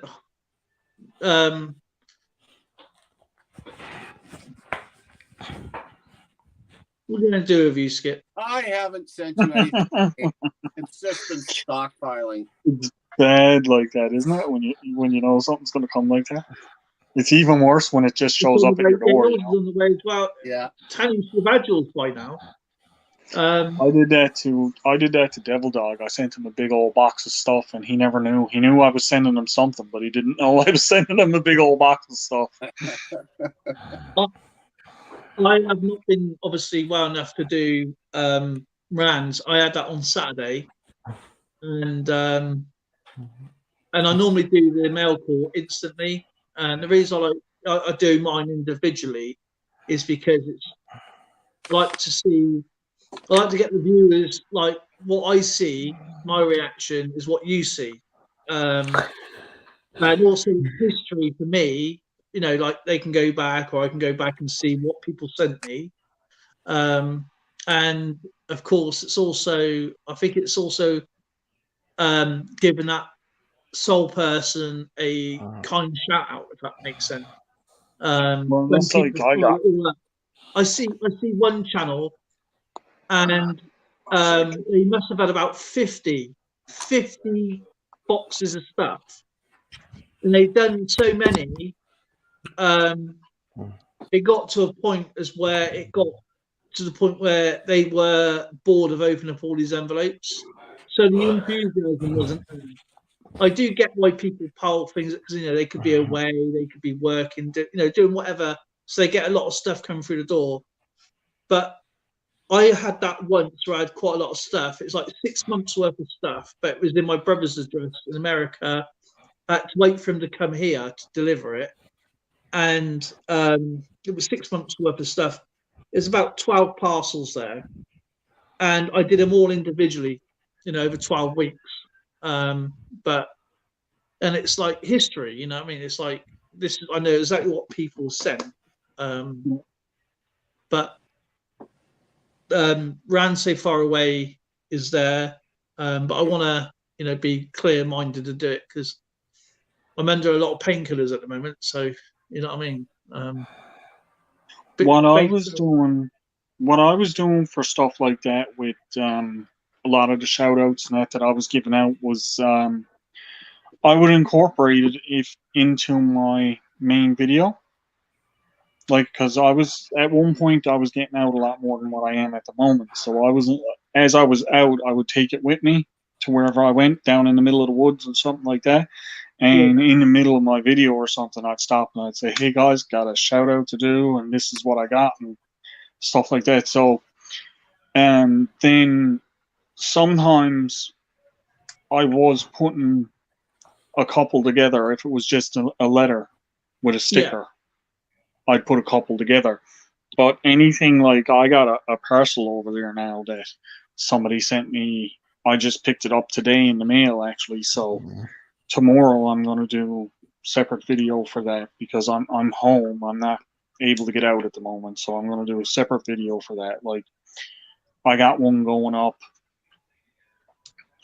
I think I'm going to put another one up Wednesday morning because I got my live on Wednesday. But Wednesday morning, I'm going to put up the mail call that I got from Dave because that one kind of got a little bit lost in the wind here the weekend when it was supposed to go up. Yeah. But sorry, go on. No, go ahead. You go first. Sorry, it's my fault. I cut you off. So I apologize. Okay. Well, like I was just gonna say, like anything. The way I'm looking at it is, I do appreciate every single item I get, whether it's a sticker or a card or just a handwritten letter or even typed up letter or anything. I appreciate everything that I get sent. But I am at the point where I know I'm not a big channel, but I know eventually it is going to get to be a big channel. And if I'm dedicating a video to every single envelope, it's going to get to the point where it's going to be really hard to do that. Whereas I'm going to dedicate a video to, if I get a part, I'm not going to save up 10 or 15 packages and do one video with 10 or 15 packages. I'll do a video for each individual package, unless I go to the mail one day and there's a card there saying, "Oh, you got 20 packages to be picked up."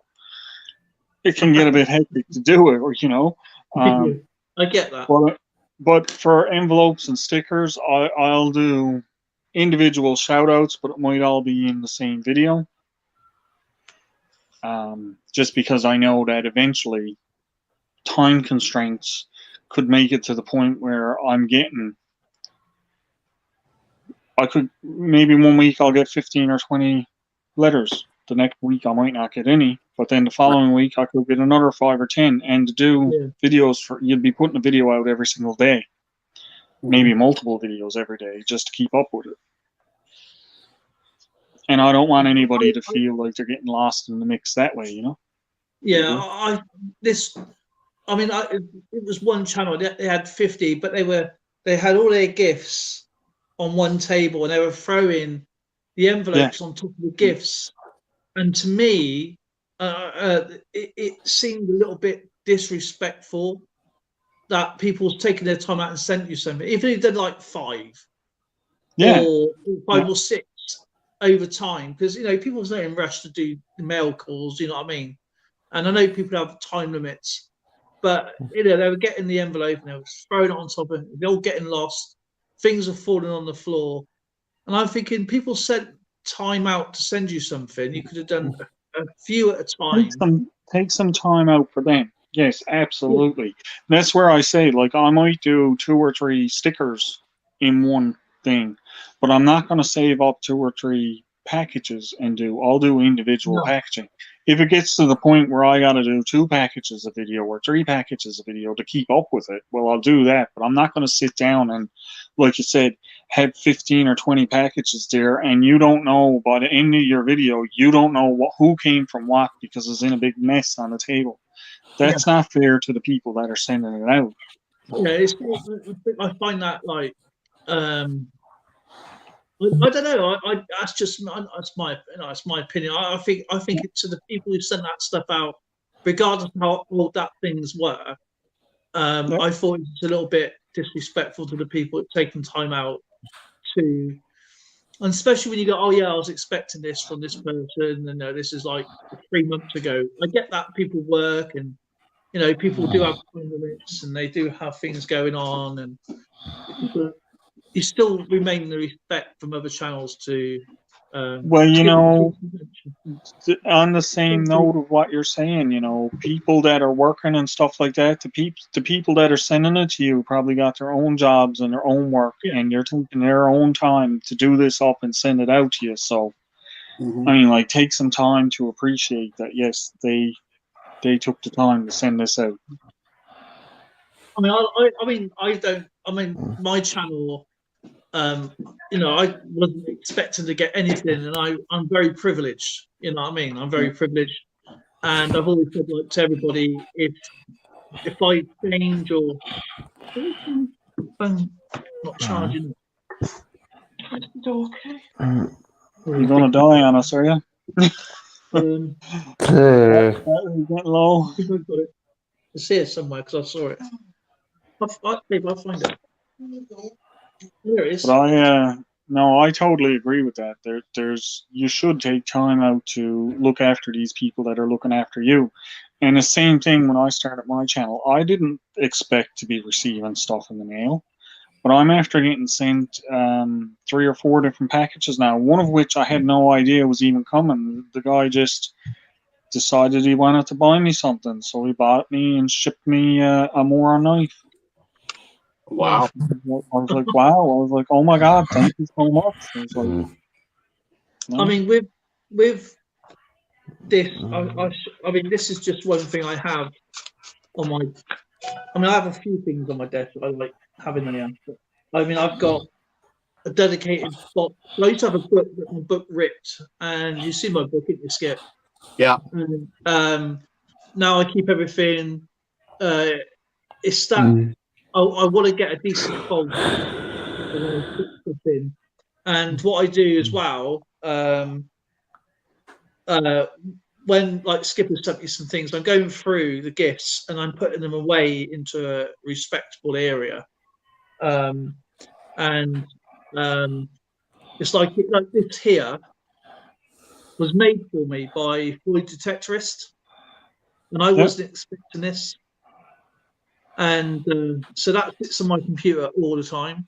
And he doesn't do it. He hasn't got a YouTube channel now. A lot of people knew Floyd Detectorist, and he will have like a dedicated bottle. Or you send him a sticker, and he'll stick little water bottles, and he'll put his sticker on there, and he will then spray whatever he's found, and or he'll be constantly calling that channel out all the way through his video.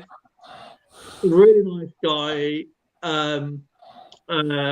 absolutely wonderful person, and obviously I got some badges. I've had to put taffy coins away because I just moved all my stuff, and the other one I got from Scrapping, Hoarding, and Tinkering Fun is that one there, and I've got a couple from My Family Collects, little badges. And I done a video. I can't have videos in there. Like some Canadian coins, and I done my first Canadian coin. And also when I do my videos, when I put the information in the description box, if it's a gift, I'll put their channel in a description as well. So their channel link so people can find them. yeah, so know exactly where it's come from. So then it also references to me that I know where it's come from as well. And on my coin flips, I don't have any information on them yet, only what it is. But when I put the vintage figures in and stuff like that, and I go back to my books properly, I will say from the skipper. Now I can't even get to my banknote. With my banknote ones, what Jason sent and what Spraycan sent, Mikey and many others, I will put their names on the side of the banknote where it comes from. Britain and Lagunas and many others. Not the ones that I actually purchased, but only the gifts. Because I still do a mail call. Like if I buy from Spraycan, or if I buy from Larry, or if I buy from Skipper, or whatever, I'll still put that in where it came from. And I will do a mail call as well.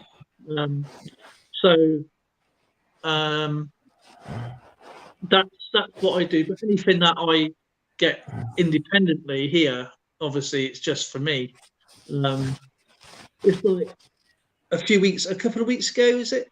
Maybe 3 weeks ago, I had a package from he's an old guy. He's probably in his 70s now, 60s, 70s. And he sends me a package out of all these coins in it.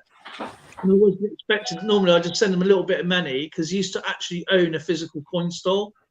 And when COVID hit, he shut it down. It was pointless having it open because it obviously wasn't classed as a key store like food or anything. So, and then he sent me all these coins out. And I actually wrote him and said, "Is this right?" He said, "I've not sent you any money. He goes, "That's a gift." They were pretty cool coins actually. So that's like a mail call, local coin store purchase thing.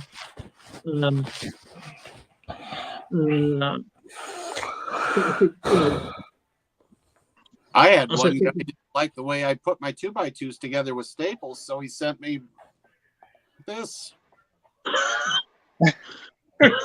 Okay, I'll make sure this is squished down. Actually, it works better. Not as good as your sticky ones, but I do mine like. Yes, I know how you do yours without staples. I do mine. Well, I do have them with staples, but I squashed them down and then put tape over the actual staples so it don't start damaging the coins. But I'm just looking for your channel there now. Which Coin World UK? Yeah. Got a really nice channel. Yeah, it would be kind of awkward if he was looking for your channel. I think I got you. I'm not sure if this is you or not. Hey, it's not awkward. We work for each other's. Yeah. That's you, isn't it? Yeah, but That's my mine, one be he came to your I thought I channel. subscribed to you when I was in the last time, but I must have missed it. But I wanted to make sure that I link you onto the artifact video too. Oh yeah, I got your channel there. I obviously I do. It's still in playlists as well. So there's like Canadian 5 cents, Canadian 1 cent, 25 cents, 50 cents. Oh yeah, it's all done up by different places. Yeah, different countries. Some are mixed because obviously there's so many denominations and old, ancient, new. So I just do them as mixed. Well, that's like was it on here where I found where Anne came up and she was selling some of her coins? Yeah, she was. Yeah. Yeah, I'm getting the German coin off of her.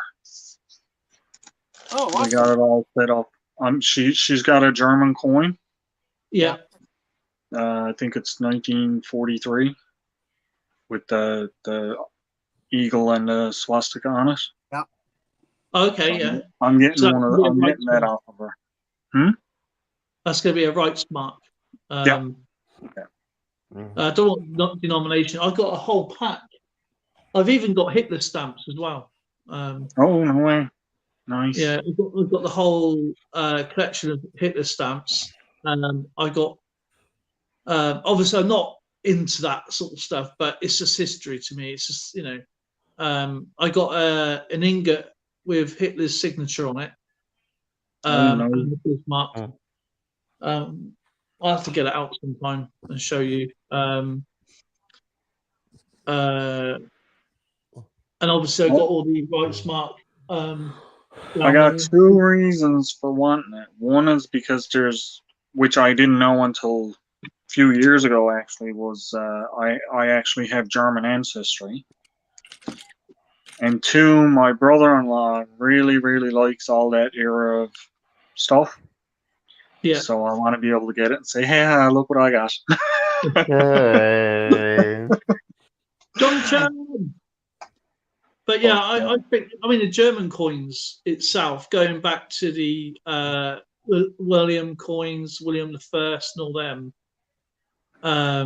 back to like 1800s. Those coins are made to last. That's how they are. Really, really. Well, I mean, like there's like this one. I think Skipper, you looked it up, and it was selling for around $8 or something like that. That's right. Yeah. So I told her I'd give her $10 for it, and I'll pay for shipping. So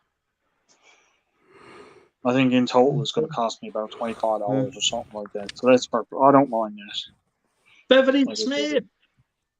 It's something I want, so give me a second. I'll show you something in a second. Like, I didn't think that was too bad of a deal. She went through some of the shipping and stuff like that, and the cheapest, because of where I'm located again, the cheapest shipping she could get was, I think it was $15, 14 something. So I just said, yeah. I said, just give me. I said, I'll just send you the $25. I said, that's perfectly fine. There's my folder. I'm going to get to that. Oh.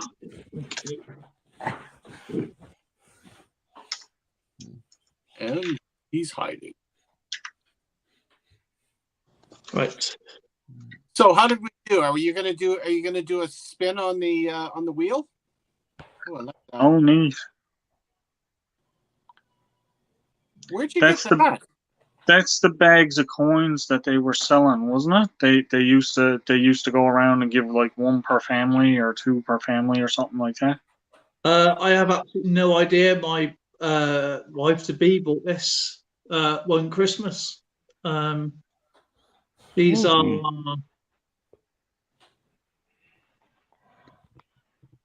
these are uncirculated. Yeah, that is. I think she had a couple of bags of those that her husband got when he was over in Germany, and it's I think it's all a denomination in coin. Yeah, World War I and World War II. 1871 to 1945. Yeah, I don't know what years was on hers, but I do remember her saying this. But these are pretty cool. Also, I got a load of Pfennigs and rights marks, and I got a whole dedicated. I haven't even gone through a quarter of them yet. I keep finding them. Yeah, he looks pretty relaxed. I know. Yeah, whoa. He's gonna be asleep soon if he seems like that. Don't fall asleep, DJ.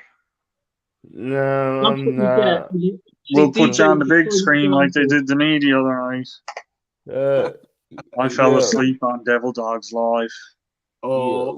What, Dale? That's what DJ is the prime example. If you play Candy Crush too much, see, that's what happens. Yeah. Well, you know what? He's up all hours. This guy. I know he is. Well, you're not wrong about that, Skipper. I'm like in little less than over an hour, I have to get ready for a live stream I co-host for. Well, you certainly do a lot of that. Yeah. Do you know what? I'm surprised he has time to blink, to be honest. I'm surprised too. But you know what? Hey, this is fun. Yeah, Oh, in the mention of Devil Dog, DJ, yeah, you know the new PlayStation, the new Call of Duty that he's playing is cross-platformed on PC. yeah, and I was actually looking at that yesterday, and for PC it comes out October 28th. So you know what that means. Well, We can tag team up and hunt Devil Dog together. yeah, yeah, I'm surprised Devil Dog can even talk anymore after eating the bloody. Oh, those peppers! Oh my god! yeah. I Goofball. will tell you how I am definitely planning on getting that when it hits. So, are you on Steam at all? I'm on PlayStation 4. Okay, so yeah, whenever I get it, I will try to team up with you and we could get him. I gotta get the game myself though first because I went looking for it here and it was sold out everywhere. So I might have to wait for it to come on a digital download and digitally download it. Yeah.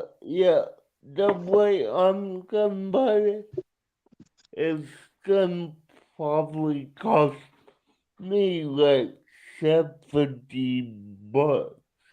Yeah, same for So, me. Yeah. See, I don't play okay. any games at all, but I own two PS3s, and I use them strictly because of the Blu-ray player. I mean, they're better. They're better Yeah. than a Blu-ray player that you could buy from the store. Yeah, I Oh get god, that. yes, you're way better. Way Yeah. better. I got two PlayStation 3s, I got a PlayStation 4, PlayStation 2, PlayStation 1, an Xbox, a Nintendo flashback, an Atari flashback. Got a I Wii, no, I got rid of the Wii. That's the one system that I didn't really like. and that's the only one that I like playing because it's Yeah. got Yeah. both. Yeah, but you got the PlayStation Move you can play. That's the same thing, only better. Ow.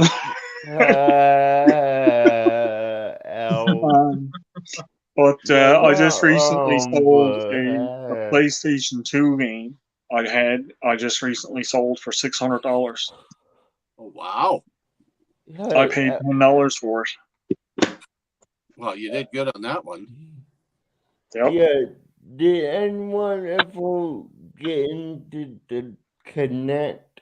I have one for a couple years, but since they didn't make that many games for Connect, didn't keep it. Huh. Yeah. Okay, guys, last call for the pay it forward wheel. If you want to play, put one in the chat. Okay, we have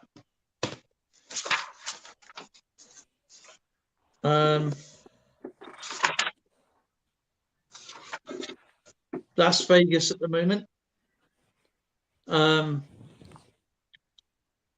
Yes, Wine Queen. This is the one for September. We're coming to the end of September here, Queen.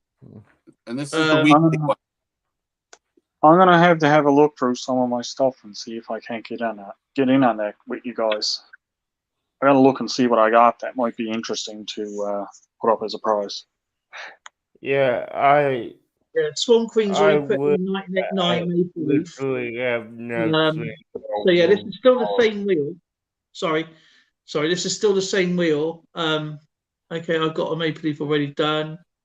Yeah, I got you. I replied to your email, by the way. Going back to the German coins now. I don't know if you know anything about the German ones exactly. Now this is a 2 pfennig coin. Okay, and the date on it is 1874. Yeah. And Nice. on the obverse of the coin, down there you'll have the mint marks. You'll have A, B, C, D, F, and G. I think it is. I don't think there's any. Let me just get to my video a minute, and I'll show you. And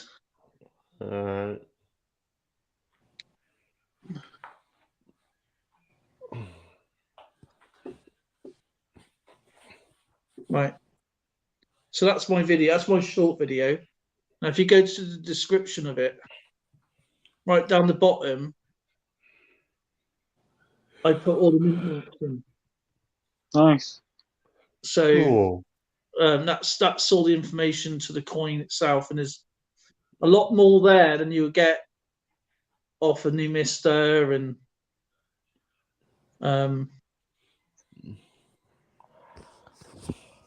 all about the monarch as well at the time, if need be. The A mint mark. So it's all there. That's on the short. I used to do voiceover. I used to do talk about the coins, but Oh, it's starting to pour rain. I gotta go close my window. Yeah, it's probably gonna be raining here all day tomorrow. It just started. I could hear it pounding down on the road out there. Yeah, tomorrow we'll get it that tropical. The new wheel, like if anybody wants to get onto it. If not, it'd just be Las Vegas to be on the end of the month wheel. I'll give them the 30-second countdown then. Okay.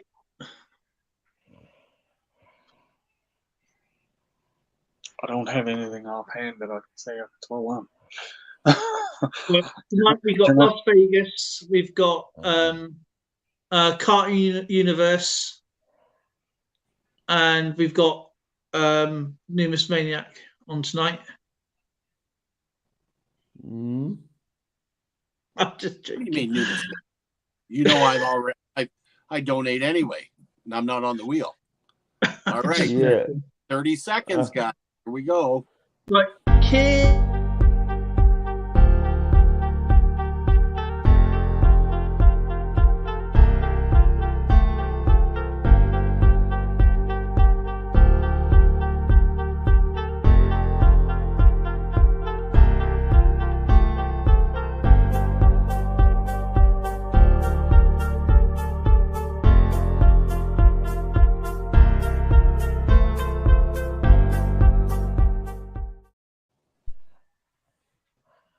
Right.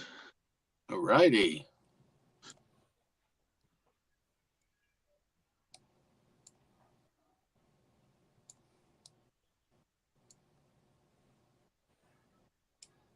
Okay. Kinnaman's wants to donate, but I'm not sure what they would like to.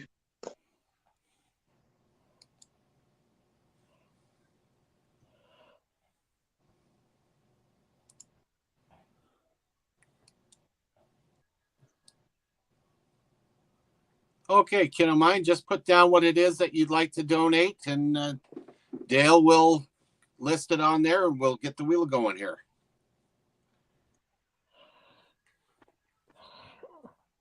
And don't forget, Thursday is going to be this is the last one. So yeah, is Patty Ferguson on the wheel?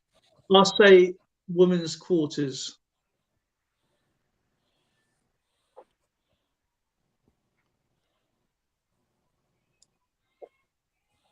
women's quarters.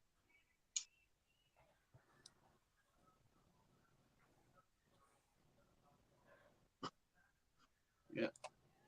Swan Queen, of course you can come up. The link is in the chat. Silver tea, man, creases me up. Did you pinpoint? Because it may be gone if they check off in, but Oh, the new 2022 women's quarters. Women's quarters? We were in the military. We were never allowed in the women's quarters.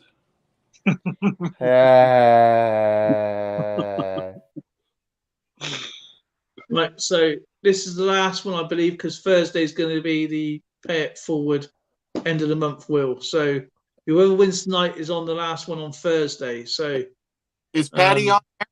Patty Ferguson? She's this month it's going to be Sandman Coins and Collectables, Silver Tanifer, EAC, Taffy Coins, Radio Jonesy, I think, Las Vegas, and then tonight. Okay, Patty's asked is every time or just once. She doesn't know how it works.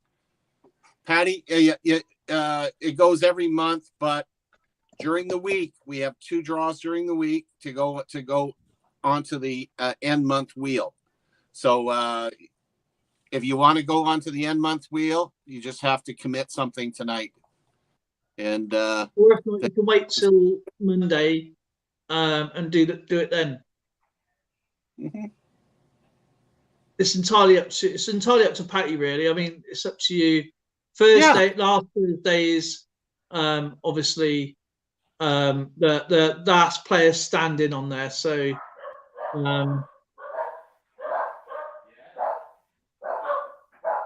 someone's going to the dogs. The doghouse. Devil dog coming in the room. No. You wish. No, I don't. No, that's a lie. Swan Queen, all you got to do is write down what it is you're committing to the wheel to get on it. So if you got a dime or a stamp or a card or whatever it is, put down what it is, and Dale will record it and put you on the wheel. Nothing too big. Nothing obviously going to be expensive to post. Or even a few channel stickers you may have spare, or a gold coin. I don't even have a channel sticker at the moment. I gotta get more, don't I? Hey, I've got to Devil reach Brother, you do I. So,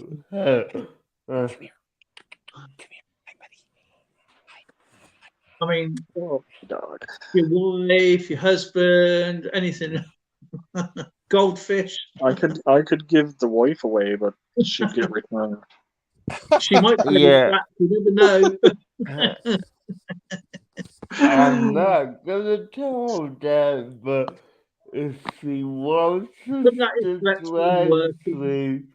Your car. I'm not worried about saying that stuff in front of her. Don't worry about the that. winning lottery ticket. Right. I wouldn't be trying to give my wife away at this stage of the game. I wouldn't get a replacement. Well, it's like I told one of my neighbors, and my wife was here when I told other people this. I said, we were just talking about stuff, and we got talking about wives and stuff like that. And I said, yeah, so I wouldn't even be able to trade mine in. She's not even any good for parts. Yeah. Okay. Patty's got a coin. It's a bad joke, but she's got some illnesses in that round with her. But I just put coin on a question mark because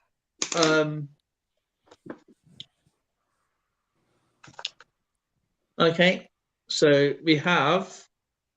No, she is not a good cook. No. I do all the cooking. Actually, so do I. So, sorry. Like I said, she would be returned. Oh. No, she's good though. She's good to me. Right. So this is the last wheel of the month. So we have 3 people there, and is Silver Queen going on? The link's in the chat, Swan Queen.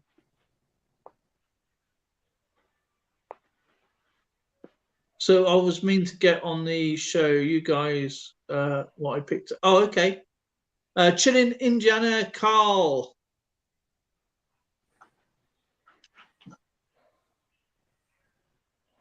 Right. Okay, We so have now. So we have 3 people on the. So now the next time you can donate is on Monday on Skipper on stream next week. Yeah. So I'm going to shuffle this 5 times. You're not going to see this very well, but I will try to do as best as I can. 1, 2, 3, 4, 5. Good luck, you guys. There we go. Spinny Winnie.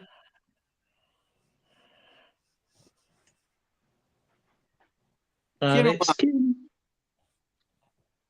All So, right. Congratulations, kid of mine. Congratulations. alrighty. So that means we have 1, 2, 3, 4, 5, 6, 7. So there's going to be 7 people battling out. That's going to be Sandman Coins and Collectables, Silver Tea, EAC, Tappy Coins, Radio Jonesy, Las Vegas, and Kinnaman. Awesome. And what happened to Swan?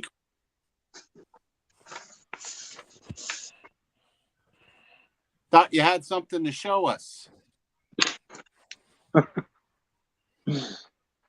Yeah, you're committed. Whatever you're committed to, you're committed. Yeah, the good news now is you don't have to put anything more against the wheel. No.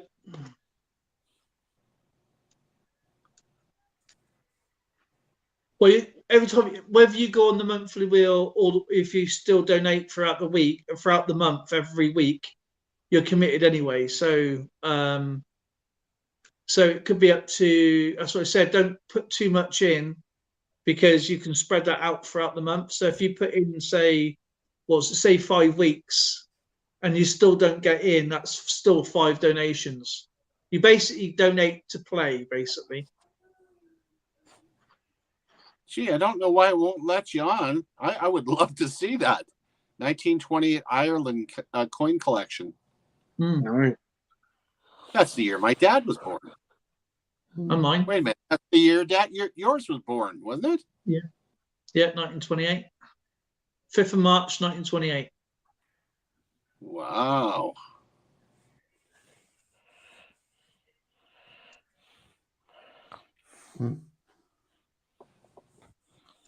Dad was March 4th, but I don't remember the year. That's nuts, isn't it? I don't remember the date. He died like 15 years ago. Yeah. And my dad died. My dad died in 93. Yeah. Mother died in 93. Dad died in 2000. Dad was 56. I was 23. Oh, that's too young. Yeah. Yeah, I was 21 when my dad died. And mom passed away there 4 years ago now. Oh wow. Sorry about that, mate. It's all good. It's it's life. It's circle of life. It's what happens. Some people are taking longer and some are not. Hello. Hey. She's on now. Oh my goodness, she actually made it, but she's got no picture. So the camera, Oh, camera's not connecting, I'd say. Yeah, you're on, Patty. So you got when somebody wins from this, whoever wins out of Sandman, Silver Tea, EAC, Taffy Coins, Radio Jonesy, Las Vegas, and Kin. You send your prize to any of one of those winners, whoever wins on the last player standing on Thursday. Mm.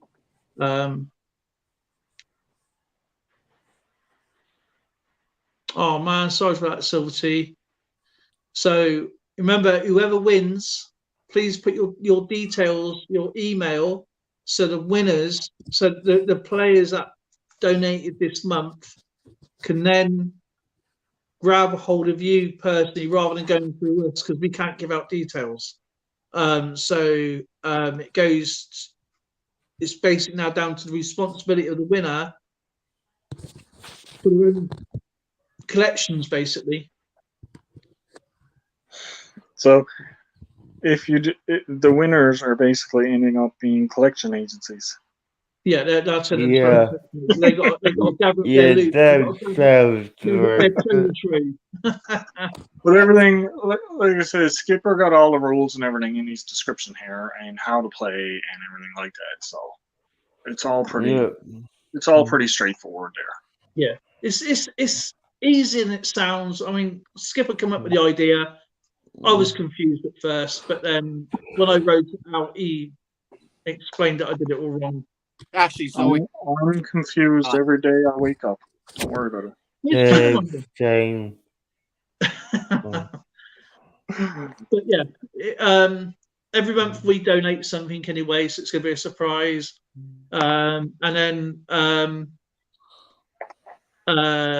with you guys, that anybody puts in on the wheel, that's what I said, don't put too much on, put something, spread it over the month until you go onto the wheel maybe, or you can just do it once a month until you go onto the wheel. But don't forget all those, if you are that sole winner, whoever has donated for that month, everyone has to, you send it to the winner, and then you can see what you want to keep, and then whatever you want to redonate, you can still use. So it really doesn't cost anything really, and it can, one prize can keep going backwards and forwards and collect their miles.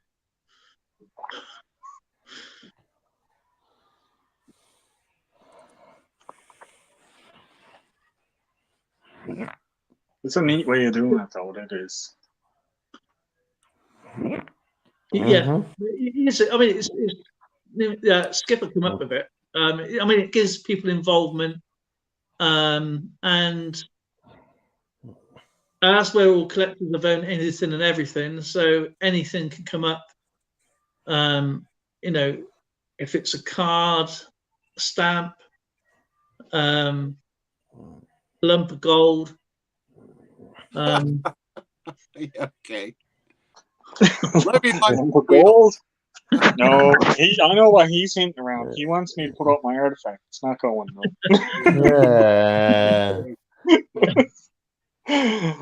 No. No.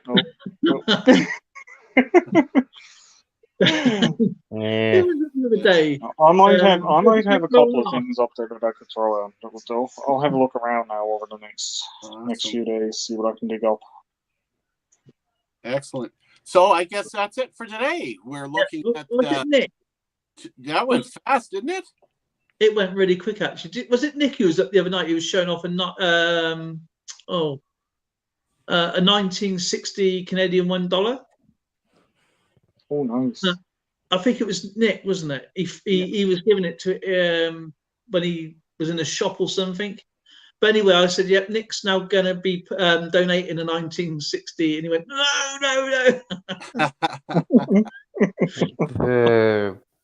He blocked out on finding that one. Yeah, he's soon hid that one away, didn't he?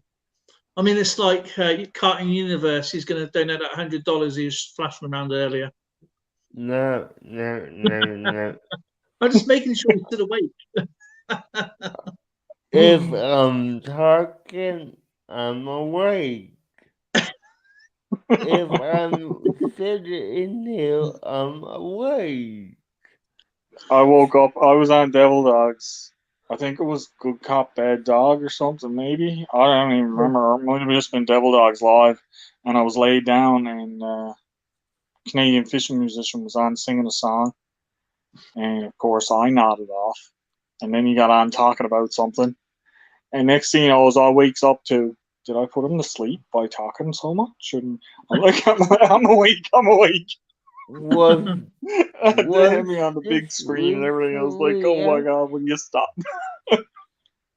when Stacks and stuff was doing networking on it, and it was like morning, noon, and night, and he used to ring me and said, "Dale, I'm going to do some networking. Do you want to come on and help me?" I went, "All right, okay, I'll go on." And with him, so it's like maybe 3 or 4 times a day, morning, noon, and night. Obviously, it'd be daytime for him, but it'd be like morning, noon, and night for me. So, and one day he was so tired, and I took a picture of him, and he was asleep in his own stream. I took a picture of him. He's like, I literally didn't fall asleep on my own stream though. I yeah, fell asleep on yeah. his. If the house falls asleep, that's bad. No, Skipper, that's not right. Delete that.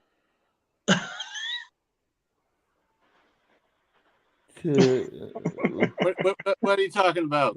What? Why would anybody need to contact me? No, I said the winner needs to contact you. Why? Well, For how what? the addresses. But I can't give out information. No. Okay. Well, okay, I'm confused now. How are you letting them know the addresses? I never said the addresses. If They when contact the winner, they contact the person that's supposed to be given the Right. prize. Yeah. You gotta contact. Okay, you explain it because I apparently am confused. Okay, Skipper. How that works into work. Whoever wins dear, you still have a picture. contacts the person given that prize. So Yeah. if Yeah, the prizes are sent by the individuals to the winner, Yeah. but they Yeah. have to get the winner's address, right? Yeah. that's Through the why winner. they Who put gives the winner the address? No, I can't give out personal information. Skipper, that's why the winner or The Say if winner. I had a prize up and DJ won, DJ would have to contact me to get the information. yeah. Oh, that's how you're doing it. See, Yeah. That's how we always done it. There's no point contacting me or you because Yeah, I because don't know everybody's address and I don't know everybody's email address. and if you got my personal information, I might not want you to give it to DJ. Exactly. Oh, okay, there you Yeah, I go. get that. Please put your email in the chat. Yeah. Yeah. So whoever Okay, wins that is works. responsible to collect their winnings by putting their information in their email address into the chat so they're getting the correct person that is going to then. Oh boy, you know what? I have all the times we've been playing this, it didn't register. He thought they were all contacting you for the addresses. I thought they were all contacting Dale. Yeah. No, No. they're contacting each other. That's the point. It's a good thing he made this up, isn't it? The only time they have to contact, the only Yeah. time the winner has to contact me is for when, say, like Silver Tanifer, I have to get on the Silver Tanifer so I can get his address. I know it's him that I'm sending it to, not a clone. And then I post out his prize, the same as way you would do if you were sending something to, say, Silver T or Las Vegas or me.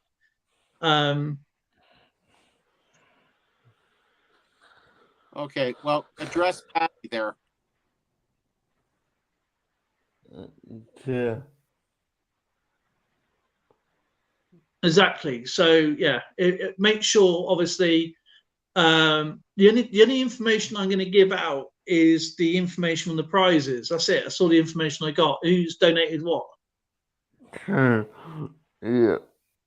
So whoever Because the if I write out somebody's email address and it's wrong, and they're not going to, and it's, do you see what I mean? It's just going to get all confusing. So like Silver Tanifer will put his information in the chat to get his prizes, and whoever wins, like Sandman Coins and Collectibles the first time, he put his email address in the chat.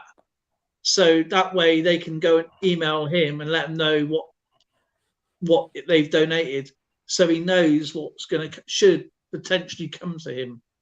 Because if they contact me, I'm gonna, because I have so many emails, I'm gonna get missed out on people, and obviously I can't give out personal information because of GDPR. It's against the law over here. Well, Lord Lipton Jesus by. There's a phrase I haven't heard in a while. That's the first I never Was that you too? Yes, my so, phone's going off. Blow But yeah, me I down. mean, but yeah, it just makes things easier on everybody that the winner is now solely responsible for collecting their winnings. So okay. Well, The old there, dog can be taught new tricks.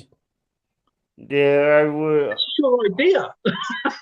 My yeah, idea. there I will hold above because you might have to explain it again in a month.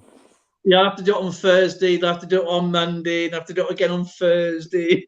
Yeah, so I would just hold your breath for now because you're gonna be saying a lot in the next week. I know. So, yeah.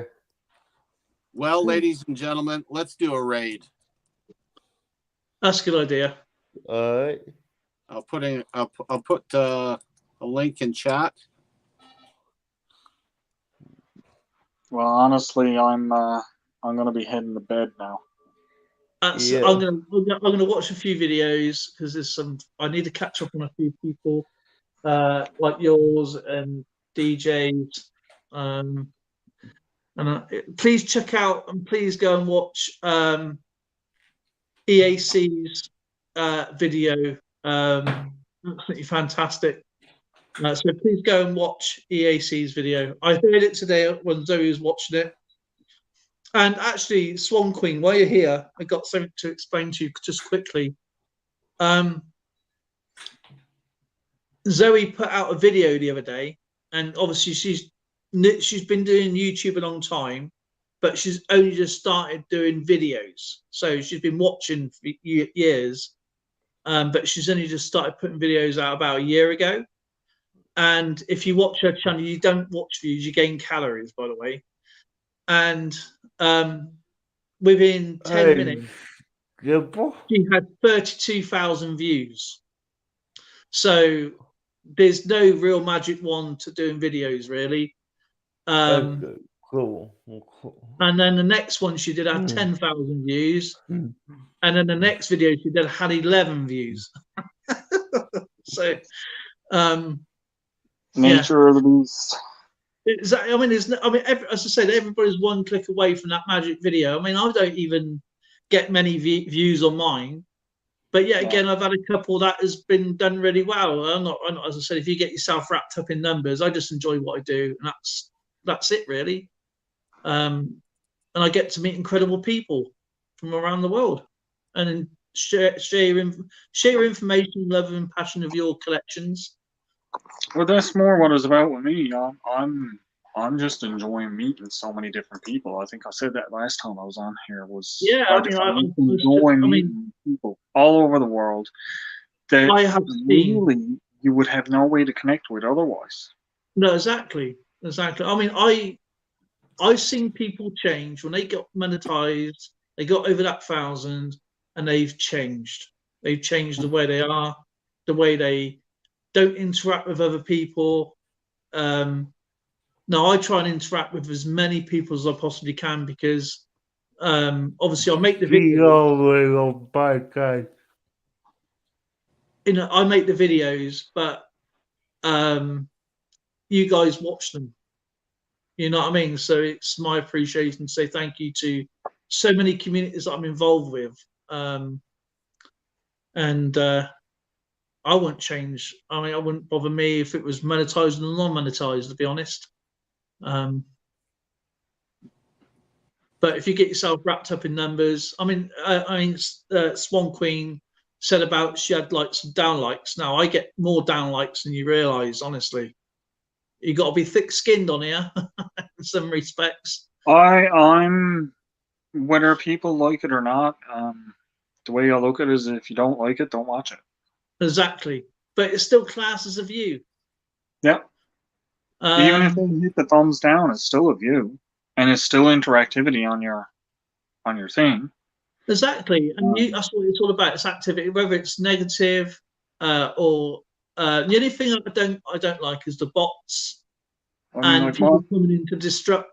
People coming in to disrupt people. I mean, I've got a lot of people from all over walks of life, and there's some people that don't speak English, and when I actually watch their videos, you can translate it into English.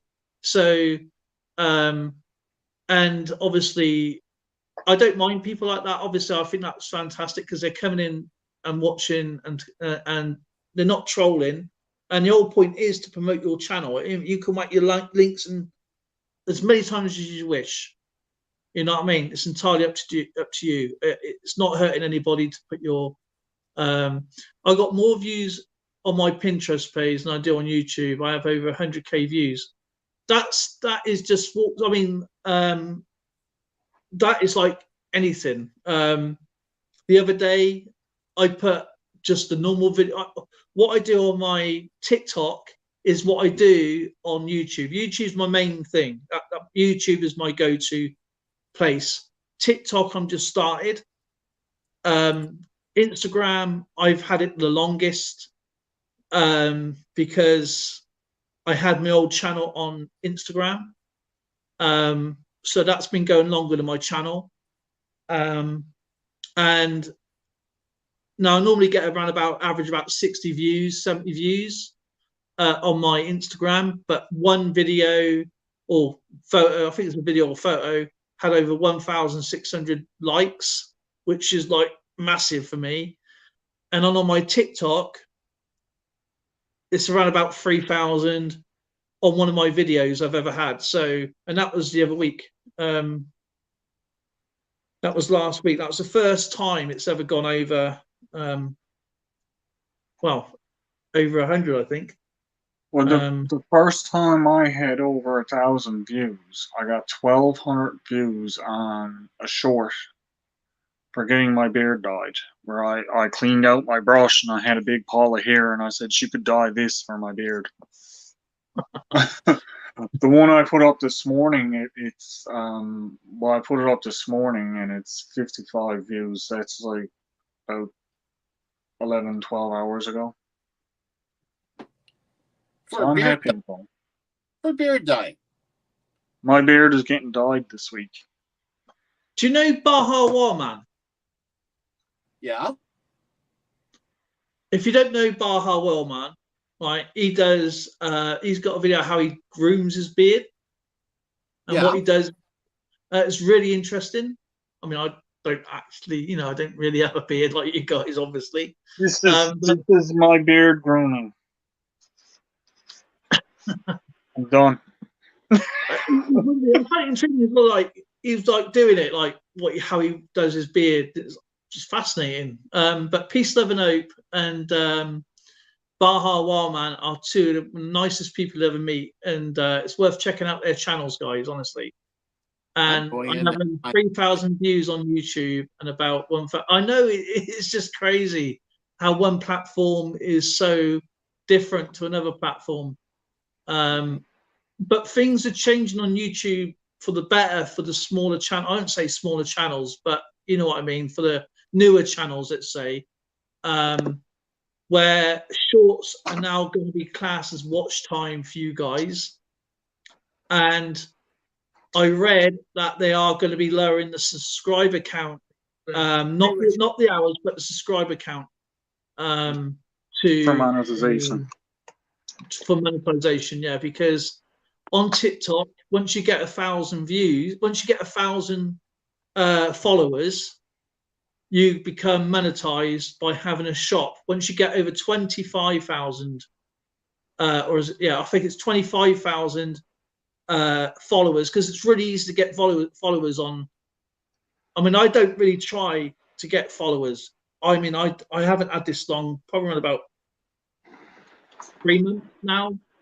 I got my TikTok for a while, but I don't really put a whole lot into it like I used to. No, Like I when I don't first started, I did, but yeah, once a week. But I think you can start doing lives over 1,000, and you can make loads of money by getting these little characters. I don't know what they are, but you get these little characters that pop up, and you can start earning that way, or you can just get monetized on your videos. But I think they up to about 15 minutes now. I think used to be about 5 minutes for a video. Now they upped it to about 15 minutes. Instagram, you can become official now over 3,000, I think. it's 3,000. I was wondering what it was with Instagram, because I got an Instagram account and I think I got 1,500 people following me. Yeah, I think I just actually broke over the 4,000 mark, if I remember rightly. Oh, nice. I mean, I only use it once a week. I just whack up what I do on YouTube. I then put on Instagram and TikTok. That's it. That's what I does with it mostly. I started, like, I changed my Instagram to Al Chafe, It's a Small World, because I just started putting up some pictures of, like, little tiny things that I find, like, a jumping spider, and I was able to get a really nice picture of the little teeny tiny black and white jumping spider. So I just started putting up a few little pictures like that. But other than that, I haven't really been looking at my my Instagram that much. Not as much as I used to. I don't bother it. I mean, I have a look through to see what I can see. You know, like through the feed and everything. Not, you know, what people follow. I go through that like sporadically, and TikTok don't really bother that very much.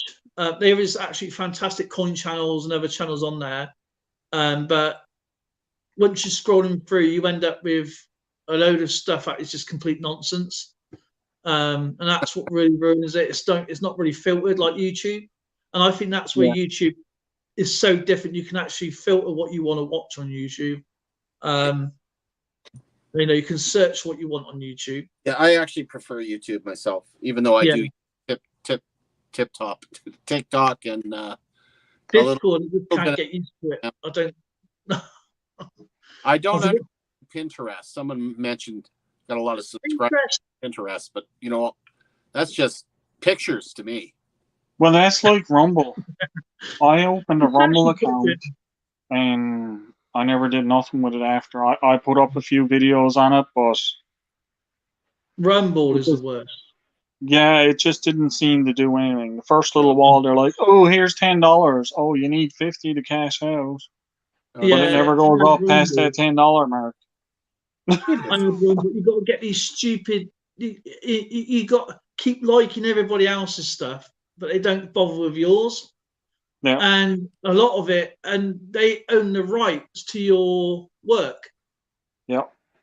I had about 10 videos up there, and I just got rid of it. But the one I did like was on Apple. When I was with Apple, they had this app, Photo something, and what you did, you upload photos, but it couldn't be. You're not allowed to upload photos of people, so it had to be like landscapes, boats, whatever. And if anybody liked your photo or used your photo, you'll get $10 instantly.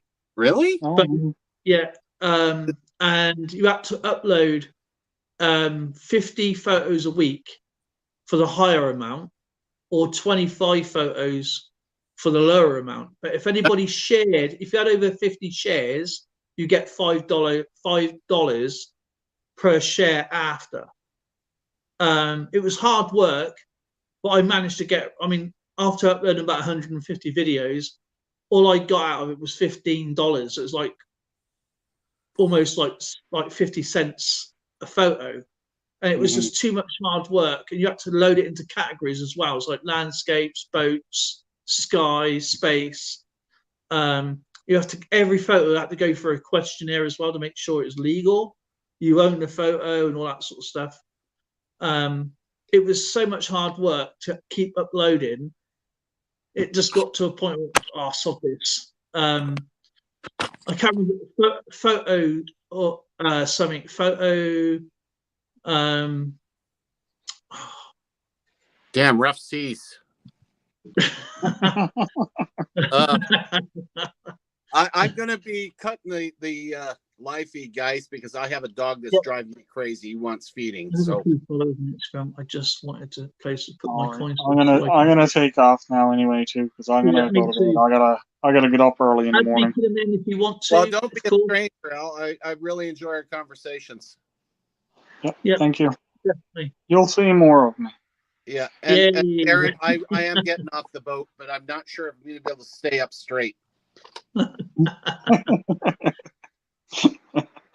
was in my hammock earlier. I got my hammock set up here in the living room, so I was in that earlier. So I was doing this a lot on video, but I wasn't moving, but all the background was. I can relate. But I was moving with the camera, so all the background was doing this, but I wasn't. See, I don't have a hammock. See, Skipper don't give me a hammock. He just gives me a hard blinking chair to sit on. That's it.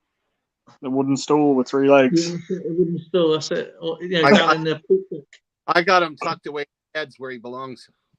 Yeah, the poop deck. All right, everybody, coming in. Okay. Good night, guys. Everyone. Thanks everybody in chat. Thanks, guys, for having me up on panel. I really appreciate it. Take care, Al. You take care, Alfred. You too.